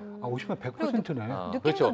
여기서 올라가려면. 스트럭테라 느낌도 좋아요. 뭔가. 느낌도 좋아요. 하여튼 그래서 제가 고민하고 있어요. 왜냐하면 마벨을 제가 연초에 손댔다가 이건 아니다 싶어서 손을 뺐었거든요.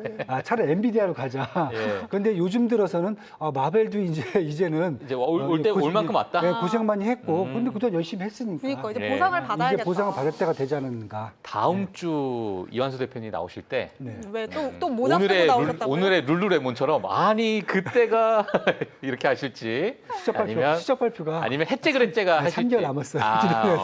알겠습니다. 시작 발표 바로 안 나와요. 알겠습니다. 예. 일부러 그런 종목 하신 거 아니죠? 3개월. 네, 이미 나왔기 때문에. 근데 저는 지금 포드 PR 지금 뭐 여러 가지 뭐 사이트에서 나오고 있는 것 자체가 19배. 21배, 21배, 19배 뭐 사이트마다 약간 차이가 있는데 최근에 AI 관련돼서 특히나 이런 ASIC 같은 이러한 반도체를 만드는 회사가 포드 PR이 지금 19배 앞에 일자 붙는 건 전 처음 보는 거 같아요. 그다음에 네. 목표 주가가 지금 평균이 93달러가 나오거든요. 예. 주가가 지금 66달러니까 목표 주가만 해도 지금 거의 한 30% 어마어마하네요. 뭐 올라갈 수가 있는데 JP 모건이 최근에 120달러를 올려놨고요. 피츠제랄드가 75달러. 지금 65달러고. 네, 그다음에 오펜하이머가 95달러. 95달러. 네, 평균이 지금 한 90달러라고 보시면 돼요. 예. 그러면은 지금보다 지금부터 한 20 50%는 또 올라가시더라고요. 지금은 또 50%네요. 네, 그러네요. 더 50% 올라갔습니다. 지난번에 제가 룰루레몬 때 요 피츠제라드하고 JP 모건 믿었다가 믿었죠. 예. 한 번 더 믿어볼까요? 한번 속아볼까요? 하이에나 같은 인간들인데 제가 한 번 더 믿어보죠. 네, 한 번 더 알겠습니다. 믿어보겠습니다. 네. 자, 3개월 뒤라고 말씀하셨기 때문에 네. 시간이 아직 조금 있죠. 시간이 좀 있습니다. 그때 안 나오시면 아마 2달까지만 방송하시고 그다음에 갑자기 개인적인 사정으로 알겠습니다. 아니 이 자, 한번 방송이 지켜보도록 이렇구나. 여기 이렇게 여기서 잘못하면 살짝 털리고 가십니다. 예. 아이, 유튜브 방송 이러다가 알겠습니다. 저도 맨날 털려요. 저도 지금 목표주가 보이는 게 있는데 함구하겠습니다. 그래요? 왜요? 네? 생일 때 이미지를 생일 위해서. 때. 생일 때 말하시면 다 용서가 됩니다. 네, 알겠습니다. 자, 오늘 지금 시간이 조금 남았거든요. 한 종목만 저 최고 앵커가 준비한 내용. 너무 오늘 딥하게 준비했기 때문에 이거 우리가 넘겨갈 수가 없을 것 같아요. PD님이 저한테 오늘 종목 한 14개 준비하라고 하셨는데 지금 8번에서 끝나게 생겼습니다. 아이고. 델 할게요. 네, 델 테크놀로지의 CFO 이본 맥길이 내일부로 퇴임할 예정이다라고 합니다. 30년 동안 델에서 근무해온 맥길 CFO를 대신해서 이 데이비드 케네디 수석 부사장이 임시적으로 해당 자리를 맡게 된다라고 하는데요. 향후 순차적으로 후임자 선임 절차에 들어갈 계획이라고 합니다. 이 해당 보도 이후 델의 주가는 장중 최대 2% 넘게까지 좀 밀리기도 했는데요. 뭐 저는 개인적으로 이런 오너 이야기가 나올 때마다 뭐 오너 리스크, 오너 프리미엄 이렇게 뭐 가지각색의 그런 이야기들이 좀 나오잖아요. 저는 개인적으로 어떤 생각을 했냐면 제가 만약에 프리마켓 뉴욕을 나중에 그만두게 될 때 보아 프리미엄 같은 게 좀 있었으면 좋겠어요. 시청자들이 다 저만 찾고 어디 갔냐고 하고. 그래요? 네, 보아 프리미엄 왜 아니에요? 자, 다음 종목으로 한번 네, 넘어갈까요? 다음 종목 넘어가 볼게요. 네, 어제 제가 방송에서 말씀을 좀 드렸던 부분입니다. 다시 한번 좀 자세하게 좀 복기를 해보도록 할게요. 이 세계 최대 스테이블 코인 회사인 테더가 금광 산업에 투자하기 위한 방안을 논의 중이다라는 보도가 나왔습니다. 참고로 어제 저희가 방송 중에 나오자마자 전해드렸던 속보였습니다. 실제 요거 같이 말씀드려도 될까요? 그럼요. 되게 중요한 얘기 하나 있었고.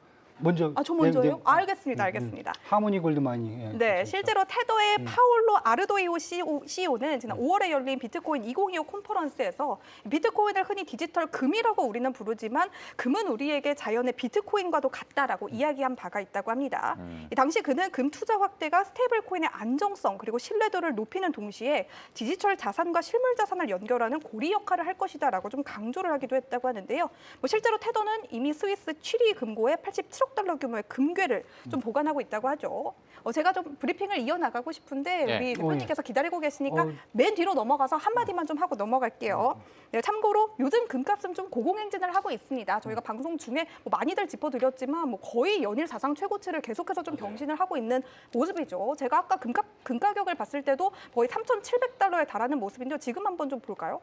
3,680달러. 아까는 3,690달러에서 이것도 지금 사상 최고치 랠리예요. 그러니까요. 계속해서 지금 제 생각에는 이번 주 안에 3,700달러가 충분히 가능할 수 있을 것이다라고 하는데 CNBC에서 선정한 금광주 여러분들께 좀 5개 소개를 좀 시켜드리자면 하모니 골드 마이닝, 헤클라 마이닝, 골드필드, 앵글로 골드, 아샨티 그리고 퀘르 마이닝까지 있다고 하니까요. 이 5종목 가져가 보시면 좋을 것 같고 저는 남은 부분을 우리 대표님께 토스해드릴게요. 네, 뭐 금광주는 다 나왔어요 지금. 네. 저도 이제 금광주 되게 좋게 지금 얘기를 하고 있고 금 가격이 제가 한 2달 전부터 계속 온스당 4,000달러 연말까지 말씀을 드렸는데 이제 5,000달러에 나오더라고요. 네, 5,000달러 누가 얘기했는지 모르겠는데 저가 좀 더 높이더라고요. 며칠 사이에.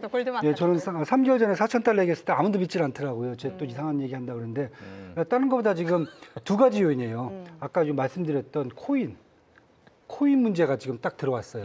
나머지 부분은 제가 뭐 따로 얘기하는데 뭐 중앙은행들이 실물금을 사거든요, 지금. 그러다 보니까 사실 금 생산량이 지금 한 5년 동안 2%밖에 늦지 않았어요. 그러니까 러시아라든지 중국이 최대 생산국인데 러시아는 요즘 전쟁하느라고 바빠갖고 안 팔아요, 외국에다가. 중국도 안 팔고. 그러다 보니까 공급이 안 되다 보니까 중앙은행들은 실물금을 사잖아요. 파생 상품을 사는 게 아니라 금보다 쌓아놓으면 얘들은 절대 안 팔아요, 중앙은행들은. 대표님 죄송한데요. 저희가 10초 남았습니다. 10초입니다. 자, 2번째. 요즘 뭐가 나오냐면은 여러분 코인 하신 분들은 팍스골드라는 그 코인을 아실 거예요. 알아요. 스테이블 코인인데 기초 자산이 골드예요. 맞아요. 골드 가격은 똑같아요. 거기에 그런데 맞춰서. 지금 그게 되게 히트를 쳐요. 그리고 이런 이제 스테이블 코인을 또 이제 이 지금 테더가 계속 만들겠다고 하면은 결국은 뭐냐면 금을 갖다 재놔야 돼. 그러면은 실물금에 대한 수요가 더 늘기 때문에 저는 이제 금 가격이 더 올라가고 또 하나 금광주는 계속 간다. 알겠습니다. 안전자산, 달러와 약세 이렇게 두 개 더 좀 가져가 보세요. 참 진짜 난리네, 난리입니다. 지금 10시가 다 되고 있는데 에너지가 안 떨어지고 있어요. 네. 자, 오늘 이완수 대표님 너무너무 감사드리고 네. 다음 주에 또 좋은 말씀 부탁드리겠습니다. 감사합니다. 다음 주에는 기쁘게 나올게요. 알겠습니다. 예, 감사드리고요. 네, 자, 감사합니다. 두 분 앵커님 너무 감사드리고 내일 또 뵙도록 하겠습니다. 감사합니다. 네. 네, 프리마켓 뉴욕 저희가 준비한 내용은 여기까지입니다. 예, 그리고 새벽 1시까지 미오라가 계속 진행되기 때문에 꼭 새벽 1시까지 장중에 어떤 흐름이 있는지 체크해 주시면 좋을 것 같습니다. 저희는 오늘 여기서 마치도록 하겠습니다. 시청해 주신 여러분 감사합니다.